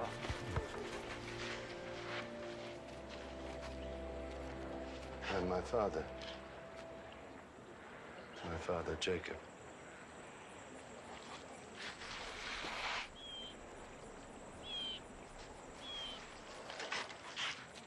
Welcome to our camp. To you and yours. I am surprised to see you. I couldn't stay away from you, Father. Especially now, when my clan faces a problem that needs a wiser head than mine. What sort of problem? Tamar, widow of 2 of my sons, and betrothed to Selah, my 3rd, is with child. And Selah is the father? No. And she refuses to say who she laid with. And no matter how hard we press her, she stays silent. Then, by custom, she must be banished. But by Canaanite way, when a woman lies with a man other than her betrothed, she must die. What should I have done, Father? I gave her my firstborn in marriage, and he died childless. So I insisted my 2nd son marry her as his duty to the family. Still, she remained barren. Then when he died... You promised your son Selah, as is our custom. But I kept delaying the marriage. The woman's cursed, Father. She buries husbands before there are sons to replace them. I lost 2 boys I loved. Should I have risked a 3rd? I know the pain of losing a child you love dearly. I know it well.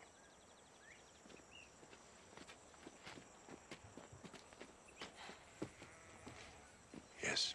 She'll speak of anything you ask, except the father of the child in her stomach. And she's unafraid. This is not our problem, Jacob. That much is true, Judah. You left this camp and established your own line. You must be responsible for yourself and the decisions you made.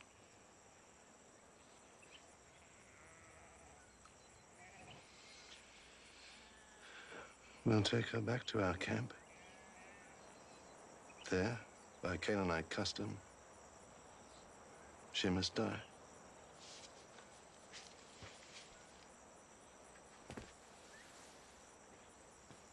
We leave at first light.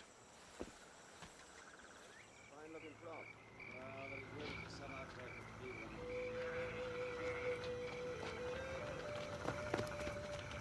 Taste it.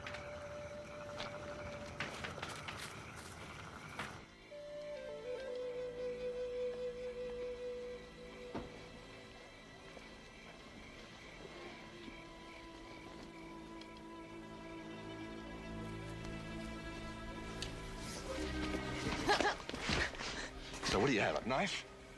You think that by killing me you can save your own life? You do me a favor, whore. By trying to spill my blood, you justify my own decision to see you executed.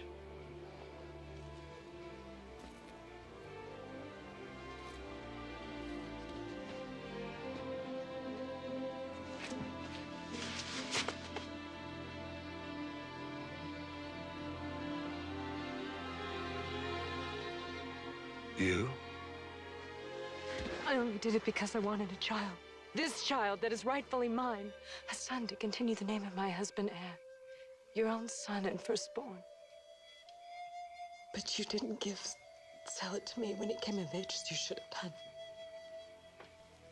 You're a very courageous girl, Tama. But not brave enough to face death. That won't happen. I have enough to answer for. The crime of taking your life for something I have done is more than I can bear. You were right and I was wrong. I should have given you to Sulla. The only sin there is belongs to me. You will live to have your child and raise him as a mother should. Living in your own tent with respect and love.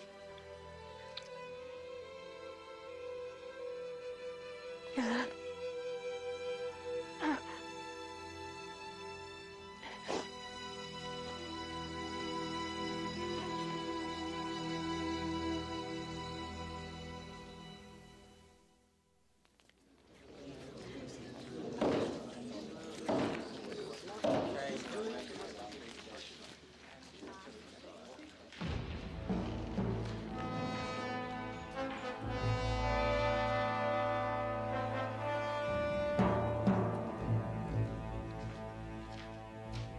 Pay heed as the god Ra walks among you. Pay heed to the Pharaoh, son of the heavens, Ra incarnate.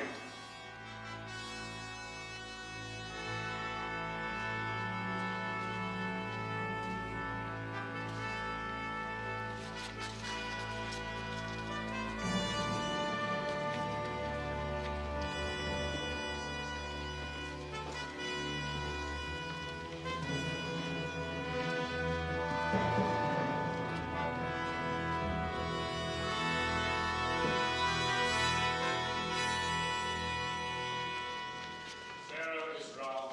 Ra! As the god Ra fills the heavens with the sun, so the Pharaoh Ra on earth does the same here below. Potiphar, the gods must be blinding you. A fool can see I shed no light. The Pharaoh is not well. Physician, attend the god on earth. It's not my body that ails. If you knew your signs, Vizier, you'd see it's my heart that weighs me down. I'm beginning to wonder if you know your art. If the Pharaoh is in pain, then let him speak of it, and the answer will be his. Dreams. I'm haunted by dreams. I dreamt I was in the great river, communing with my spirit in the heavens. Near me were 7 wonderfully fat and gentle water cows who seemed to float along with me. It was serene, so very serene. But we were not alone. Horrible, starving cows suddenly appeared, and the thin, wretched cows ate the sleek, fat cows. I woke in a cold sweat, and to my horror, when I finally got back to sleep, I had a second dream, just as frightening. In this dream, there were 7 plump ears of corn growing on a stalk. Then 7 blighted ears, meager and scorched by the east wind, sprouted teeth and devoured the good ears. What can these dreams possibly mean? They can't be a good sign. Let us begin.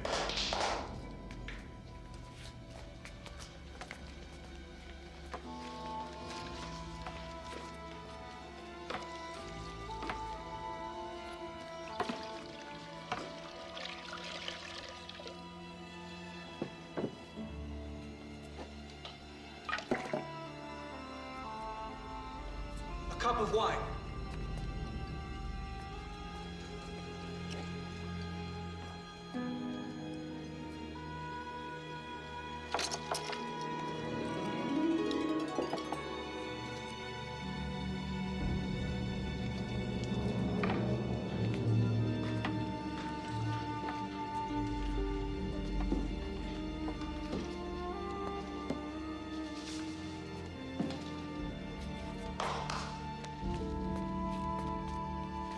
Majesty, as might be expected from the messages to God, there is a balance in these holy dreams. First, the sacred life-giving Nile, and then the divine presence of the omnipotent Pharaoh himself.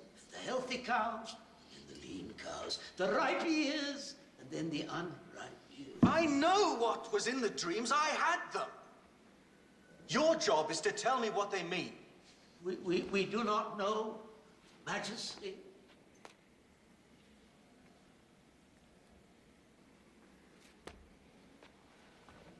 How can you remain silent when you know there is a man who can ease your Pharaoh's mind? I dare not, Master. Pharaoh's mood is black. I dare not remind him that I was ever in his disfavor. Come on, Dan, don't be a fool. But I am a humble wine bearer, Master. It is for you, Potiphar, the chief steward. It is for you to speak up. More wine!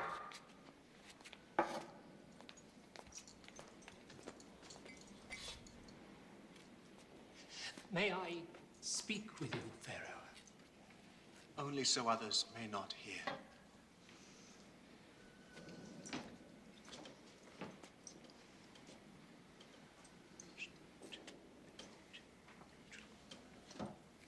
You have the dreams of your Pharaoh interpreted by an alien slave. Sire, the Semite slave interpreted both this man's dreams and that of the baker. He saw the Pharaoh's hand in our dreams and predicted his judgments accurately.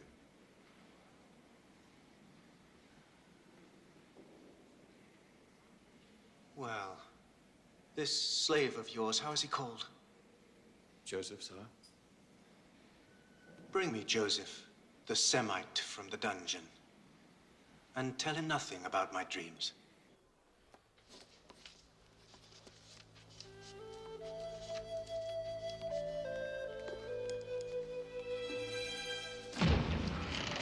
What's this?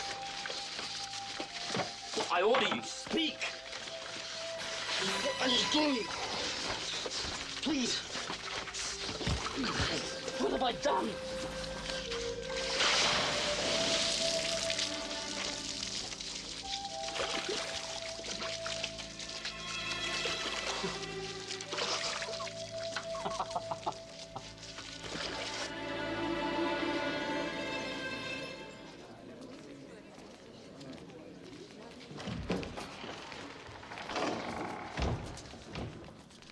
Lie prostrate, quick. I cannot. You know that. You what? Truly, the Pharaoh is greatness itself.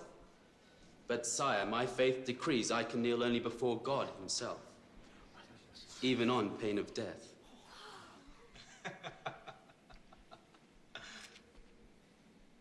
Come forward. Take heed, magicians.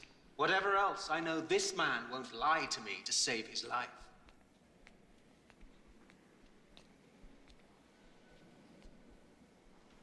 Look upon my face. But surely, great Pharaoh, this is forbidden. Only to people who know I'm God. Since you hold some primitive being in high regard, I expect that you can look upon me without burning up. Try it.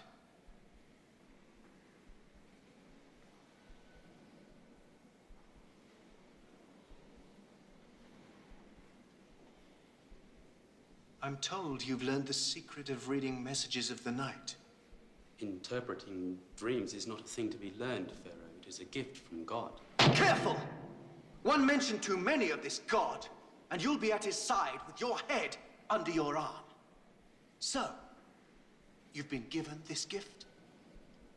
I imagine we shall soon see, Pharaoh.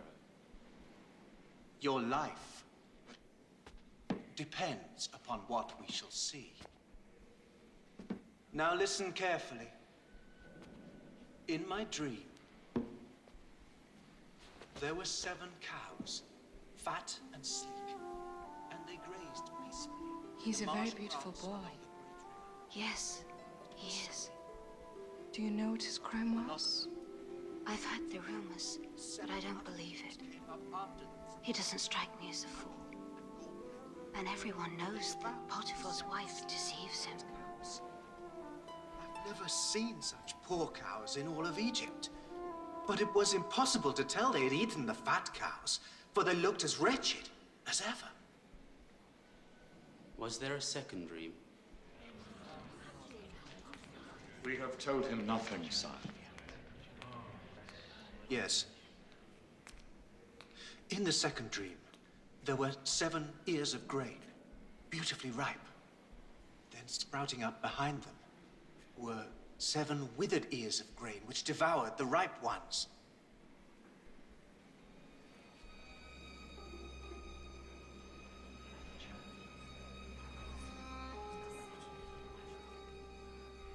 God has revealed to Pharaoh what he intends to do. Yes? Pharaoh's dreams are one and the same. The 7 fine cows and 7 ripe ears of grain represent 7 years of plenty. The 7 wretched cows and 7 shriveled ears of grain are years of great want. There will be 7 years of famine, my lord. Madness. Madness.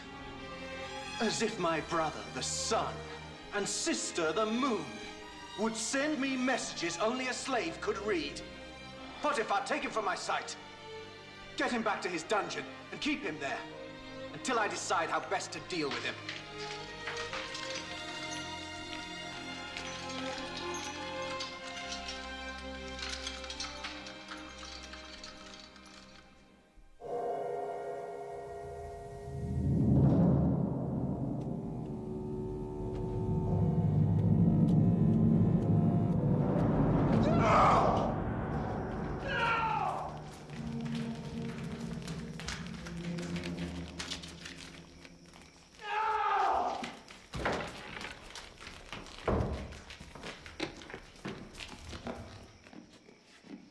Husband, another dream to ruin all our sleep?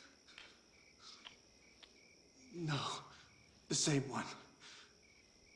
This is too important to ignore. I'm lost, wife. Help me. Me? And risk your anger? No, I'll keep my own counsel, my lord. Asenath here, on the other hand. Yes. Let me guess. She's so taken with this foreign slave. Oh, yes. Nothing escapes Pharaoh's eye, young woman.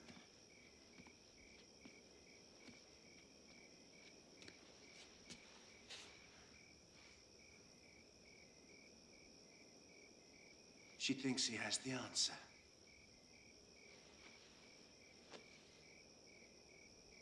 By your own word, Lord, we know he does nothing against his conscience, even on pain of death.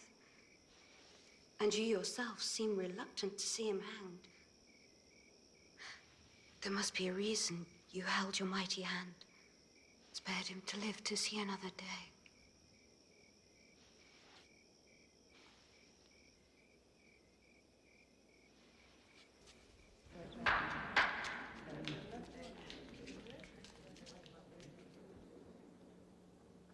I've thought long and hard of your reading of my messages. Have you? Yes, Master. And? I am certain that Pharaoh has been blessed by a warning from the Lord himself. So, assume then that your reading is accurate. Is there nothing we can do to prevent this disaster? Yes, Master, there is. How? Pharaoh must select a wise and honest man and set him above the land of Egypt. He must see that Pharaoh's overseers collect a fifth of all that is produced during the years of plenty and store it for use during the years of famine. In that way, Egypt will not be destroyed by the drought. Impossible. Storing 7 years of grain. It's impossible. Is there no other way to avert disaster? No, Master. Nothing like this has ever been attempted. So, a fifth of all the harvest would be entrusted to Pharaoh. Yes, Master. All Egypt would be required to pay you this tribute. It would call for a man of exceptional talent.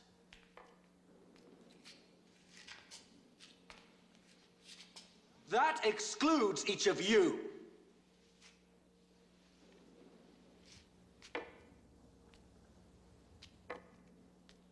Potiphar, perhaps.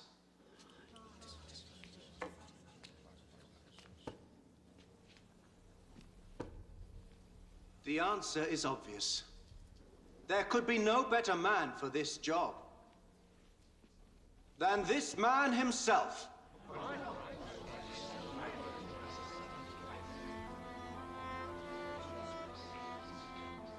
Can we find anyone endowed with the spirit of God as he is? I think not. Well said, wife. Now, hear the word of Pharaoh, Ra on earth, God as man. You shall be my chancellor, and all my people shall respect your orders. Only this throne shall set me above you.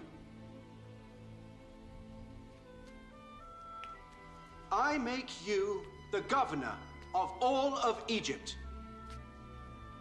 I set you over my house, my people, my entire kingdom. Without your consent, no man shall lift up hand or foot in all of Egypt. Your name shall be Zaphanath-Paneah.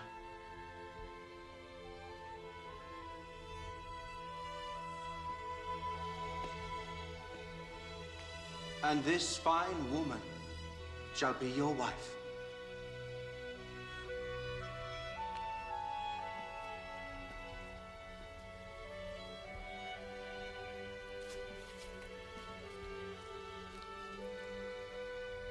The Pharaoh is Ra.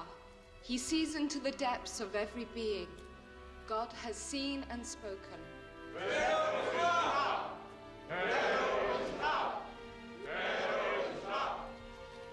This time your God's blessing makes you master, even of me.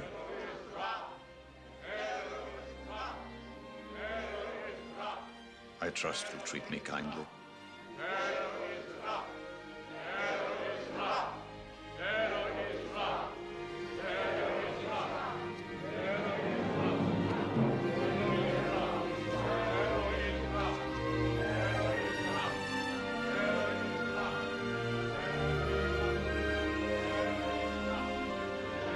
What is your name? Asenath. I'm the daughter of the High Priest of On. Excuse me, but what is my name, my new name? I have forgotten it. Zaphanath Paneah. Zaphanath Paneah. What does it mean? The Savior. Am I pleasing to you? Yes, yes. Greatly.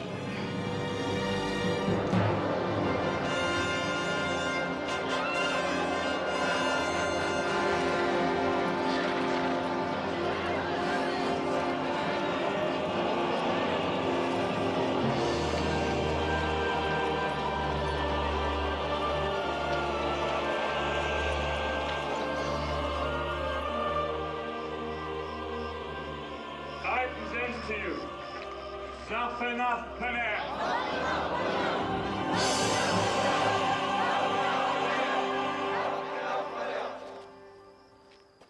If you will permit me, Joseph, I'm sorry, Zaphanath Paneah.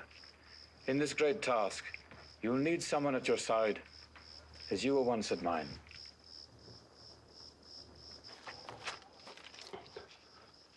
To serve thee, Master, would be a high honor. But my sins against you are many. On your feet, Ednan. Forgiveness is greater than vengeance. Compassion more powerful than anger. As I myself have learned.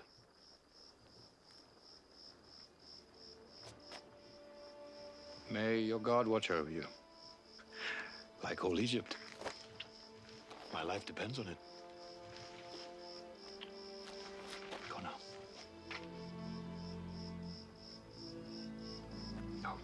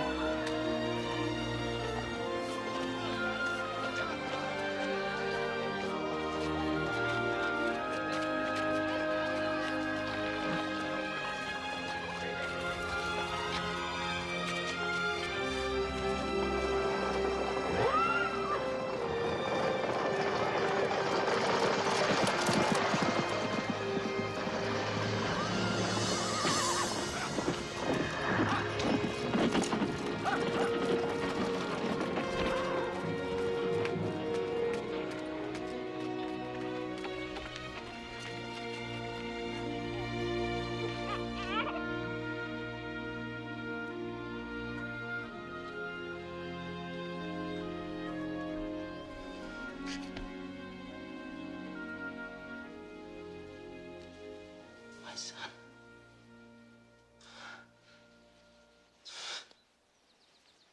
How fortunate a child to have so beautiful a mother.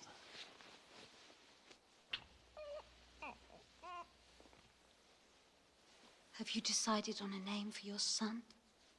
He shall be called Manasseh, which in my tongue means causing to forget.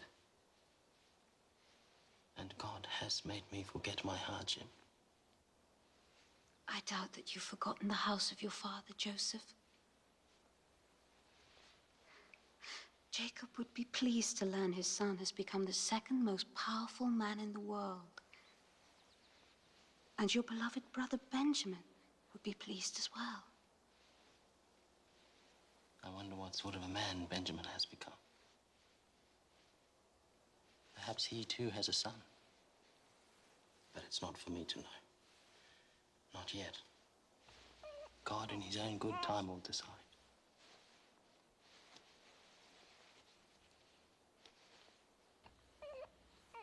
My place now is here, with you and Manasseh.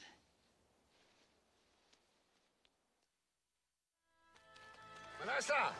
Ephraim! Ready?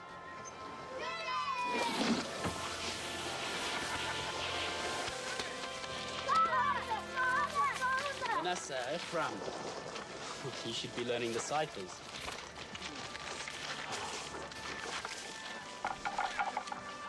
Season started well. The Nile flooded. But the rains didn't last long enough. If it goes on like this, there'll be no crop to speak of this year.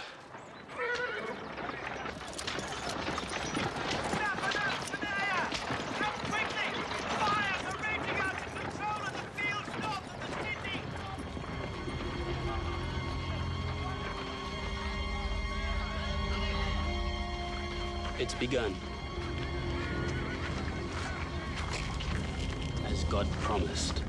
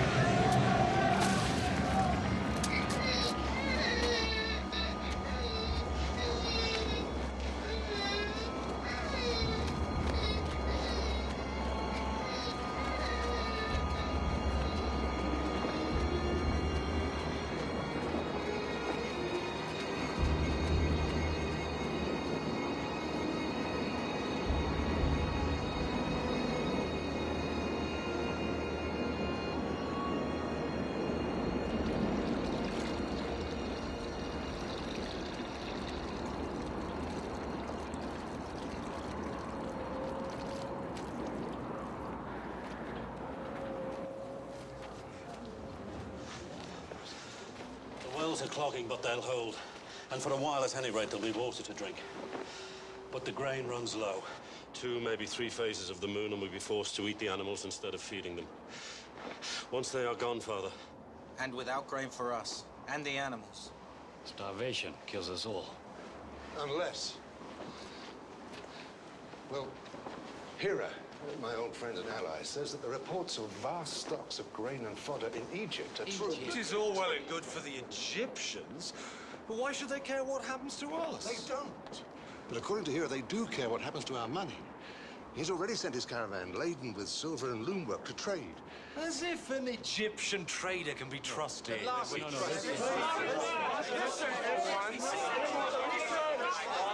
not in the hands of private traders. Their pharaoh has set one man above all others to supervise all his affairs. You deal with him. We are not people who measure our wealth in silver. We can't carry fields to Egypt. The animals would die before we got there. We'd better move eastward. Asher, don't interrupt. Over the years, the tribe has earned some silver and gold. I've kept it because I believe that one day God would show us a use for it. Could there be a better use than this?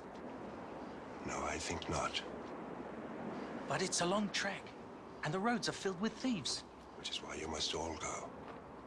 Properly armed, you'll find there's safety in numbers. All of us? And who will tend to things here? There'll be nothing to tend if you don't go. All of you. Except for Benjamin. But Father... Enough.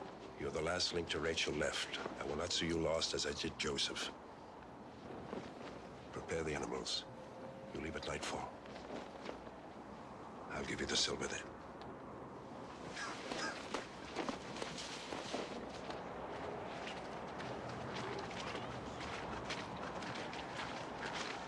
Has he raised Joseph above us? Now, Benjamin, and so be it. We'll not tease God a second time.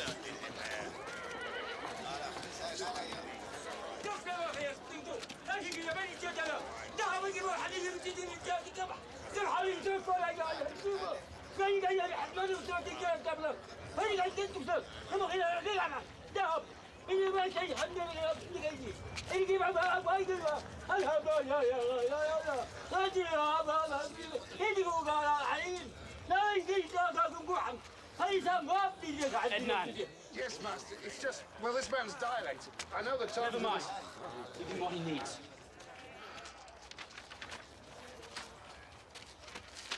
Go, go.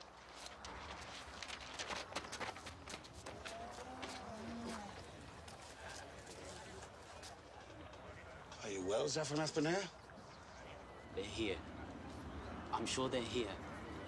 Who? My brothers. Your brothers? The ones in Canaanite dress. What should I do, Master? Bring them to me.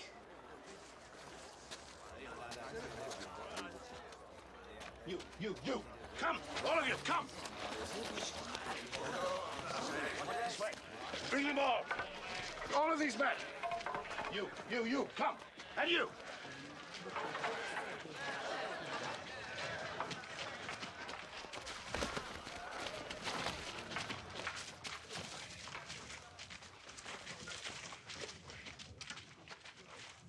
Lift your heads.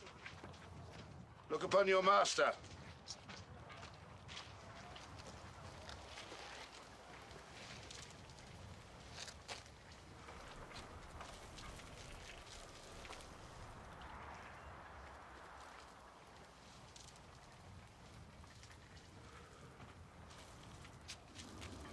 They don't even recognize me. Almighty One, have mercy. We come from Canaan, where the drought destroys everything. We bring silver to trade, so that we and our families might survive.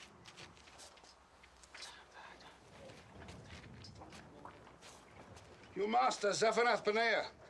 Ask why your Canaanite gods do not provide for your needs.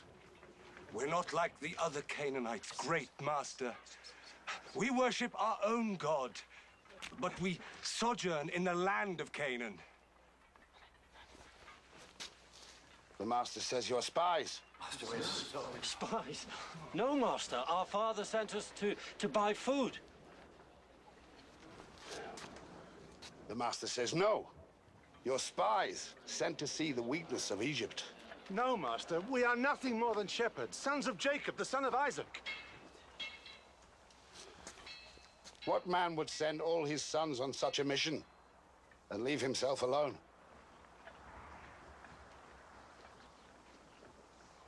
What you see are not all his sons. One other, the youngest. He is called Benjamin, remains with our father. A man is fortunate indeed to have such a wealth of sons. Are you sure you speak the truth of your number?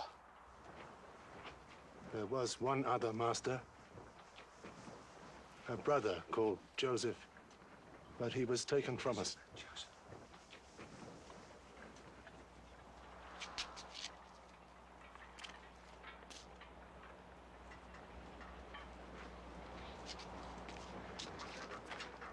What enemy would send 10 brothers as spies? 1 or 2, perhaps, but 10? Take them!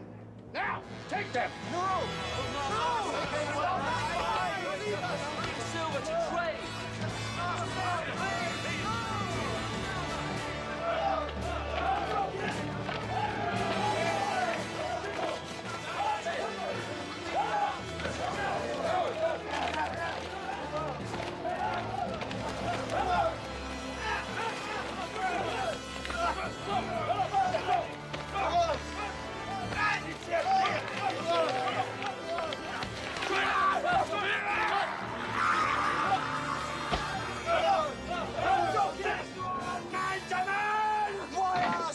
There were hundreds there today, and the Egyptians picked us out to be spies! There must be some way to prove he's wrong. What would you suggest, little brother? We probably wouldn't be here if you'd paid him more respect. One or two brothers brothers, perhaps, but 10? What kind of fool would use an excuse like that? Stop it! Stop it! Arguing won't get us out of here. Then what will? Not what, but who? God, is this his final punishment for what we did? God! Now we know how Joseph must have felt when we threw him down the well. No, Yes. twice! We have each other. You left him alone. We put him in the well. All of us. There's no point dwelling on that. For 20 years, you've harped on the same thing. But what's done is done. And one thing has nothing to do with another. Are you sure, brother?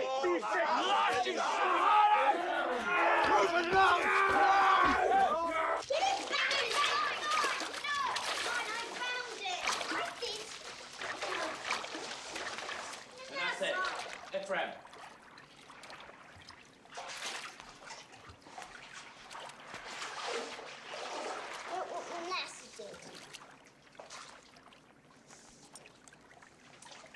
Yes, yes, we can't have that. Joseph, are you ill?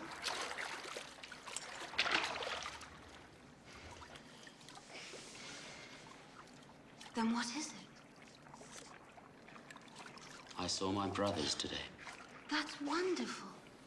You always said they'd come to you. More good fortune from the troubles. They came to the granary. The drought has reached Canaan. How I wish I could have been there to see their faces when they saw you. The governor of all of Egypt. You would have been disappointed. I've waited all these years, and then they didn't even recognize me. How can that be possible? It's been over 20 years since they last saw me. I was still a boy. Not surprising. Where are they now? In the prison.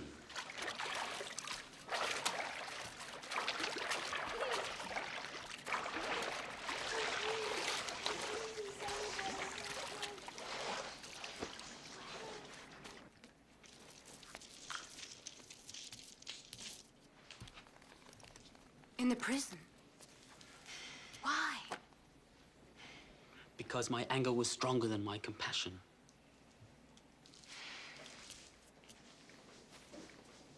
And what will you do with them? My father's people are in need of food. I must send them back. Why not just reveal yourself to them? Because they seem unchanged. No different from when they betrayed me. Perhaps God will reveal a way to test them. How? I'm not sure. Well, I want to see these men to whom I owe my happiness. After all, it was their cruelty that brought you here, gave you to me, saved Egypt. And it's to them our children owe their existence. Another of your curious insights. But I'm not so sure God is ready to see this thing forgotten. God or you? You must bring them.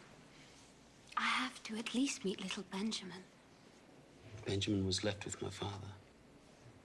I'm sorry. I know he's the one who counted most. But they are all your brothers. Blood of your blood.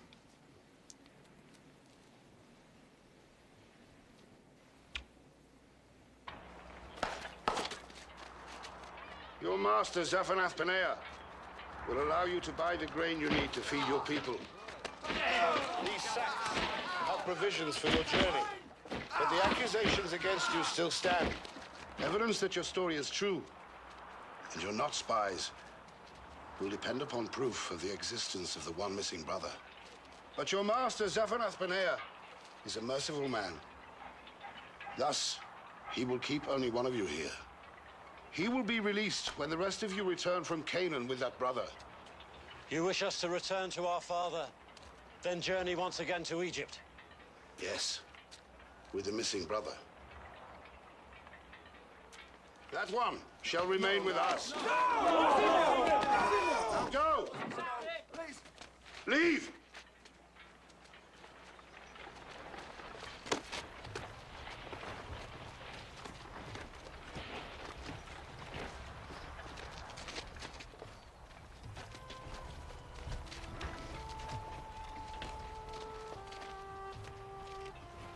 And return swiftly with the missing brother. You've probably seen the last of them, Master. It will be difficult for them to keep away.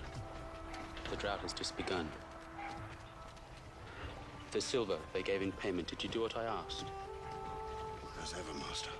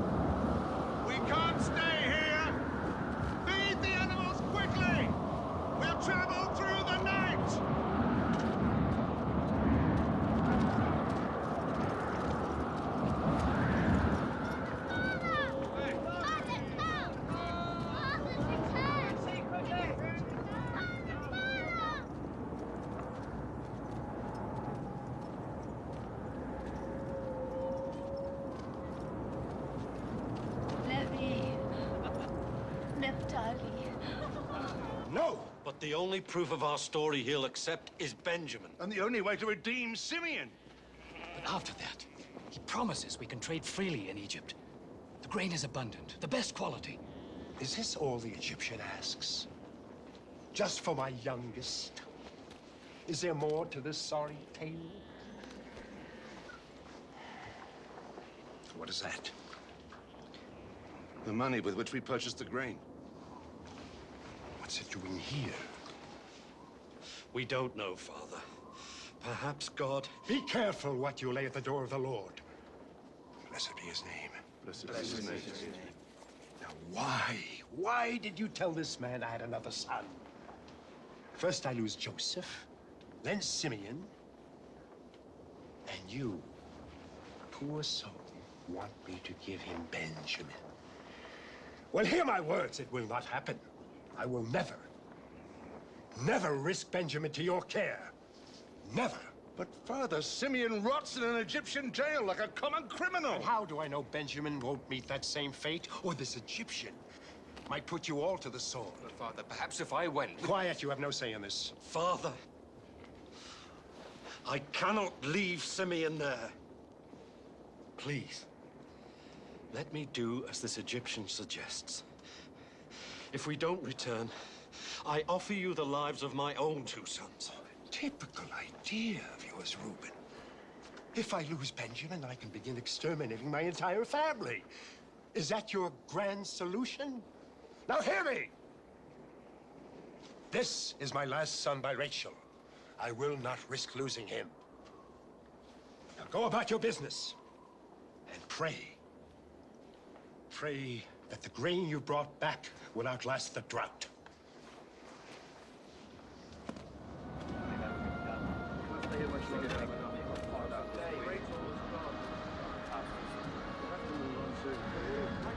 Nowhere to go, Father. We don't have many choices left.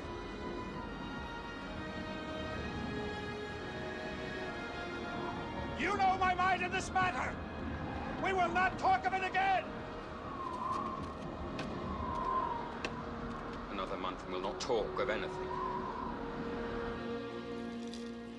Soon We will all die, and the line started by Abraham will have vanished. And what would you have me do? Listen for once. Think about what God promised you. Then listen to your sons and see if what they have to say doesn't make sense. Unless you want to see us all die, because you're too frightened to trust God. What is this to do with trusting God? Isn't it obvious? He's left you only one way out. One road to our survival. And it leads through Egypt. Egypt is our only salvation, Jacob.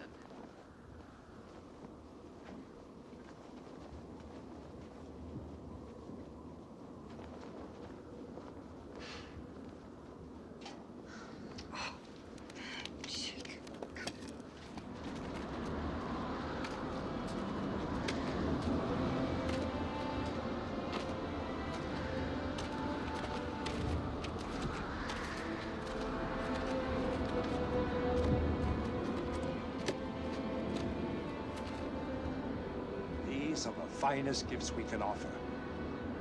Present them to the Egyptian, along with this. Silver enough for double payment. For the grain you will buy, and the grain you brought back.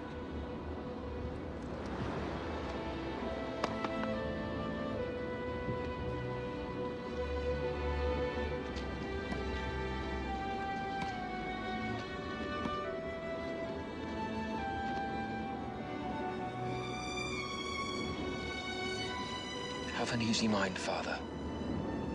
All will be well. I know it. May God go with you at your right hand and bring you back safely to me.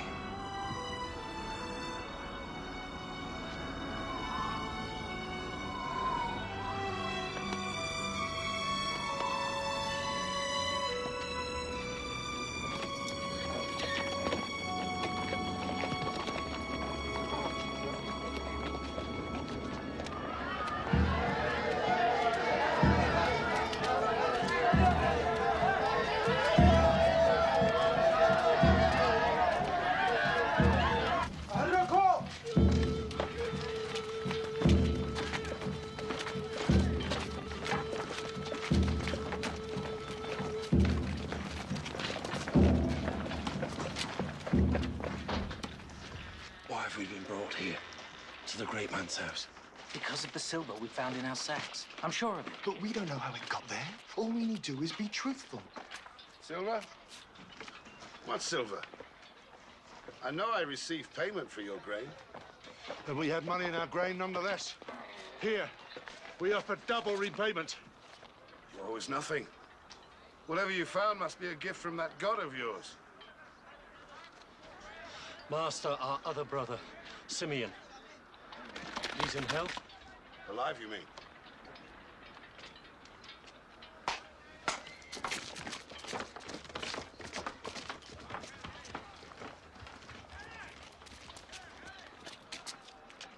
Simeon! Simeon! Welcome to Egypt! Are you all right?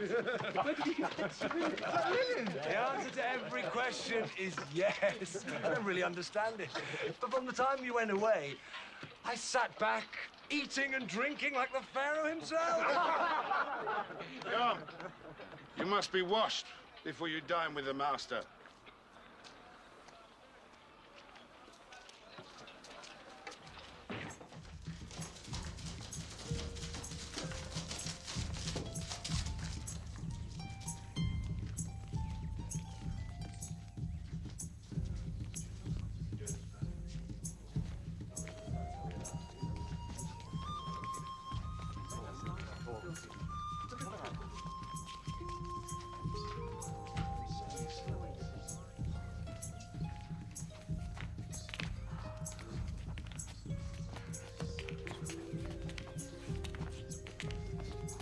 You will sit here, aside from the master. This is a great honor. Egyptians never eat with strangers. To them, it is considered an abomination. Now, you will sit in the order I tell you. Please.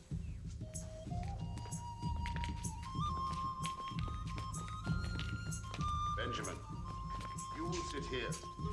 So, that's Benjamin. A handsome young man, if ever I saw one. And I hope a pure spirit. Enough delay.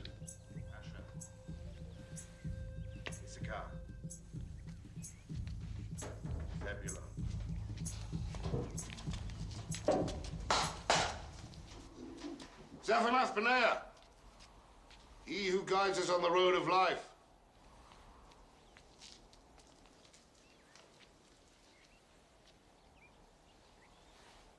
Lift up your heads.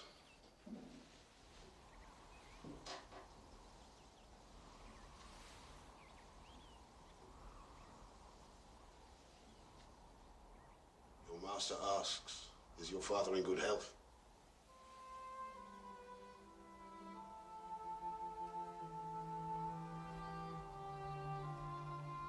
Yes, Master. And he sends you these gifts as homage.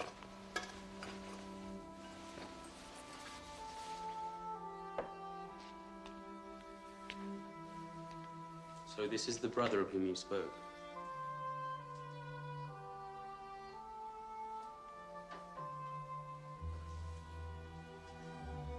What is your name? I am Benjamin, Master. How is it, Master, that you come to speak our tongue? Have you been to our land?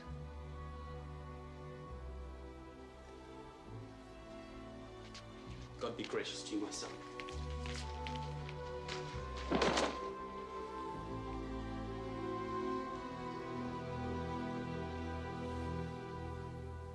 Was I wrong to ask the Master how he came to speak our tongue? The master has traveled widely. He understands a great deal. Look. We're sitting according to the order of our birth. Reuben and Simeon, Levi, Judah, Dan, Naphtali, Gad and Asher, Issachar, Zebulun. Finally me. I divined the order of your birth by looking into my magic cup.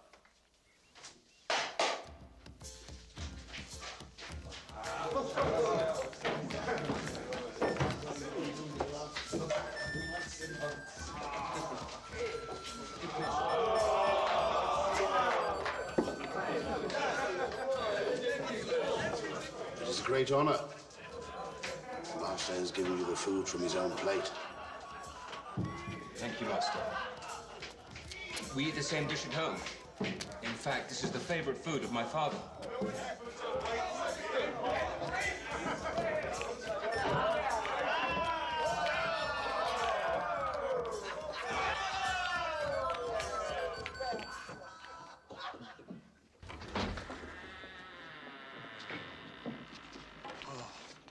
I could have done with a little more sleep. I don't understand. He was so friendly last night. Yet this morning he has us roused from our beds before the cock crows and sends us on our way. Look, our asses are already loaded down with grain.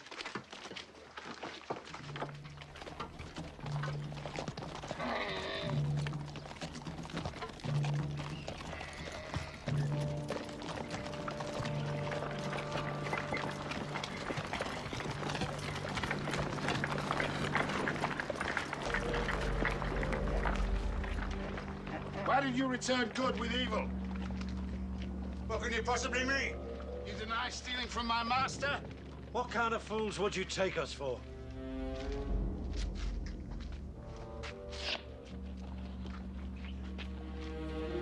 This.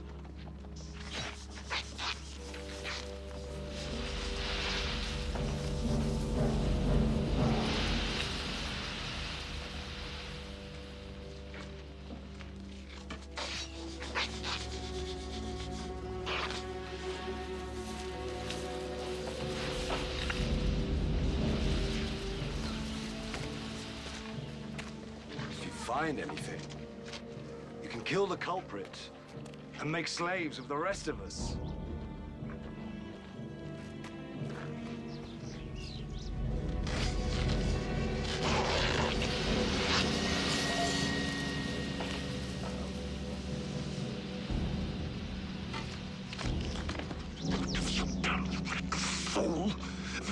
relieved of your senses? Why did you do such a wicked thing? Master, we have done nothing. Then how do you explain it? God is punishing us for a crime we committed many years ago. It seems he wants us all to taste the bitterness of slavery. For surely we are all your slaves now.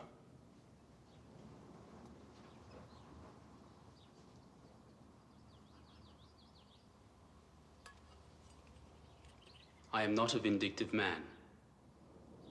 You can return to your father. I shall keep only Benjamin.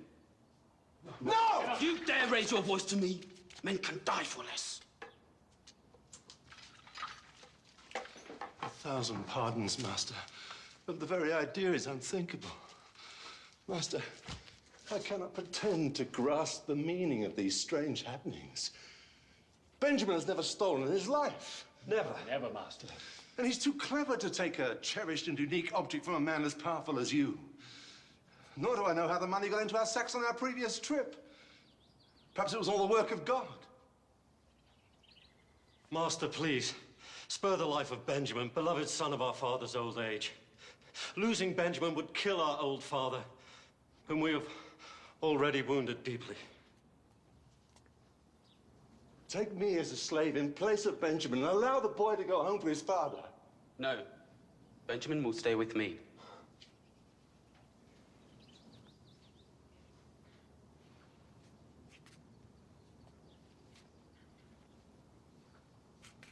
No!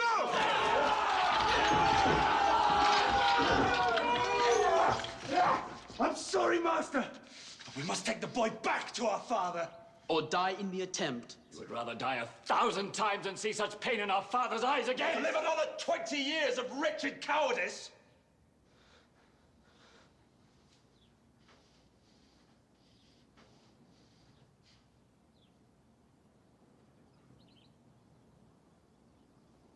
No, Master!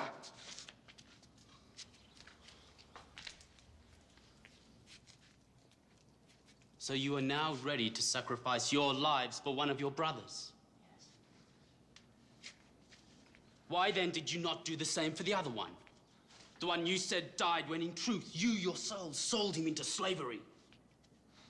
You know about Joseph? How? Because he's alive. Alive? He's here in this palace.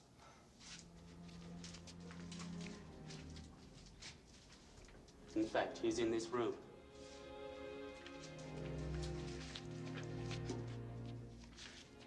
Leave us. I said leave us. Get out! Guards, come!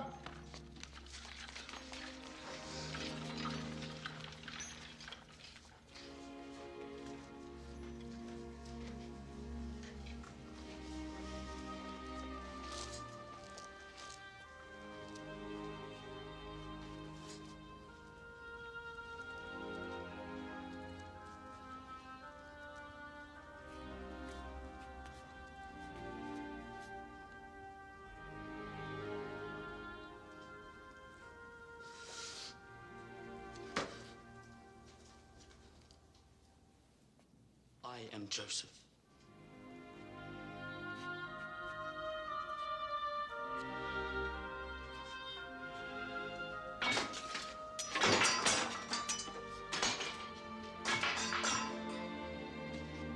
Joseph. It is my brother Joseph.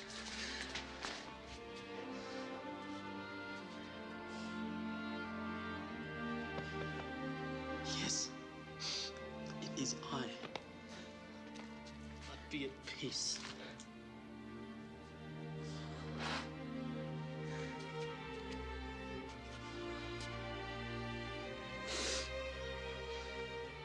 Come closer.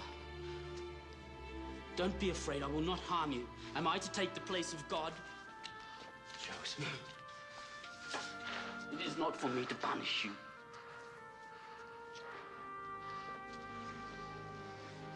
You meant evil against me, yes.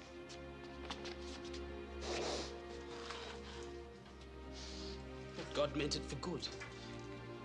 To bring it about that many people should be kept alive as they are today.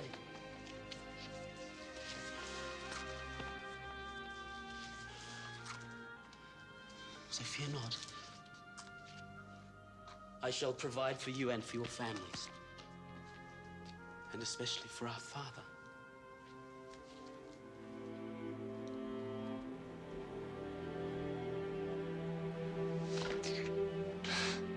I am most to blame.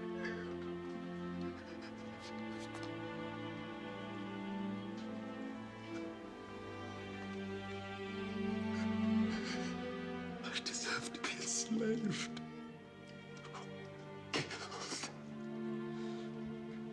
No. My brother. I shall not kill you. That is not the lesson the Lord, blessed be his name, has put before us. Perhaps we have learned the meaning of brotherhood, of family, and that wherever we may go, no matter how God's plan separates us, we must always be true to one another. To be family.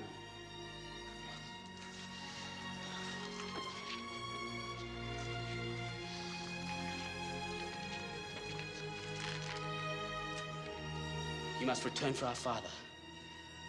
Tell him of what I have achieved and move him here with all your belongings. I want you near me in the land of Goshen so I may provide for you during the remaining years of the famine. I've spoken to the Pharaoh. All is prepared. Come to me. Come to me. I'm your brother. I am Joseph.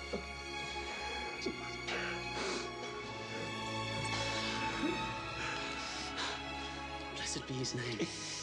Oh, blessed be his name.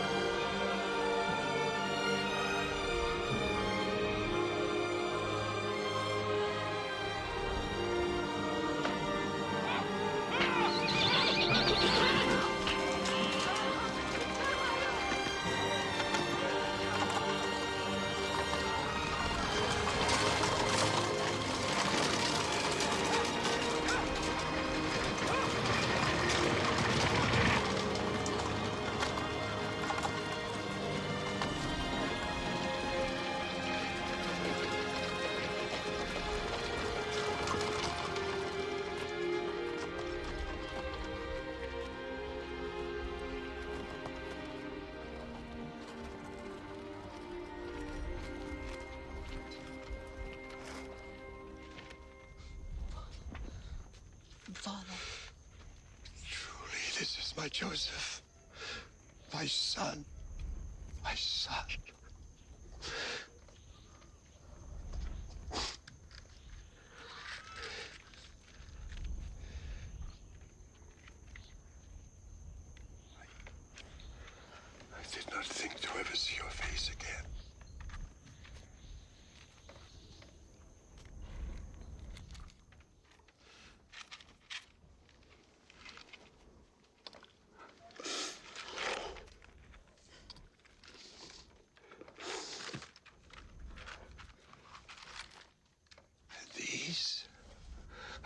to be my grandchildren.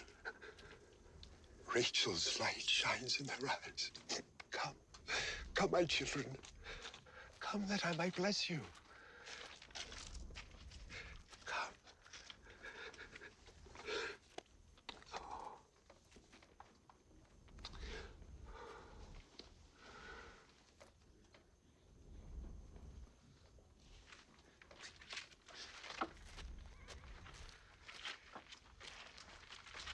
I'm indeed blessed that I have again held you in my arms and laid eyes upon your sons. Now, truly, I can die in peace.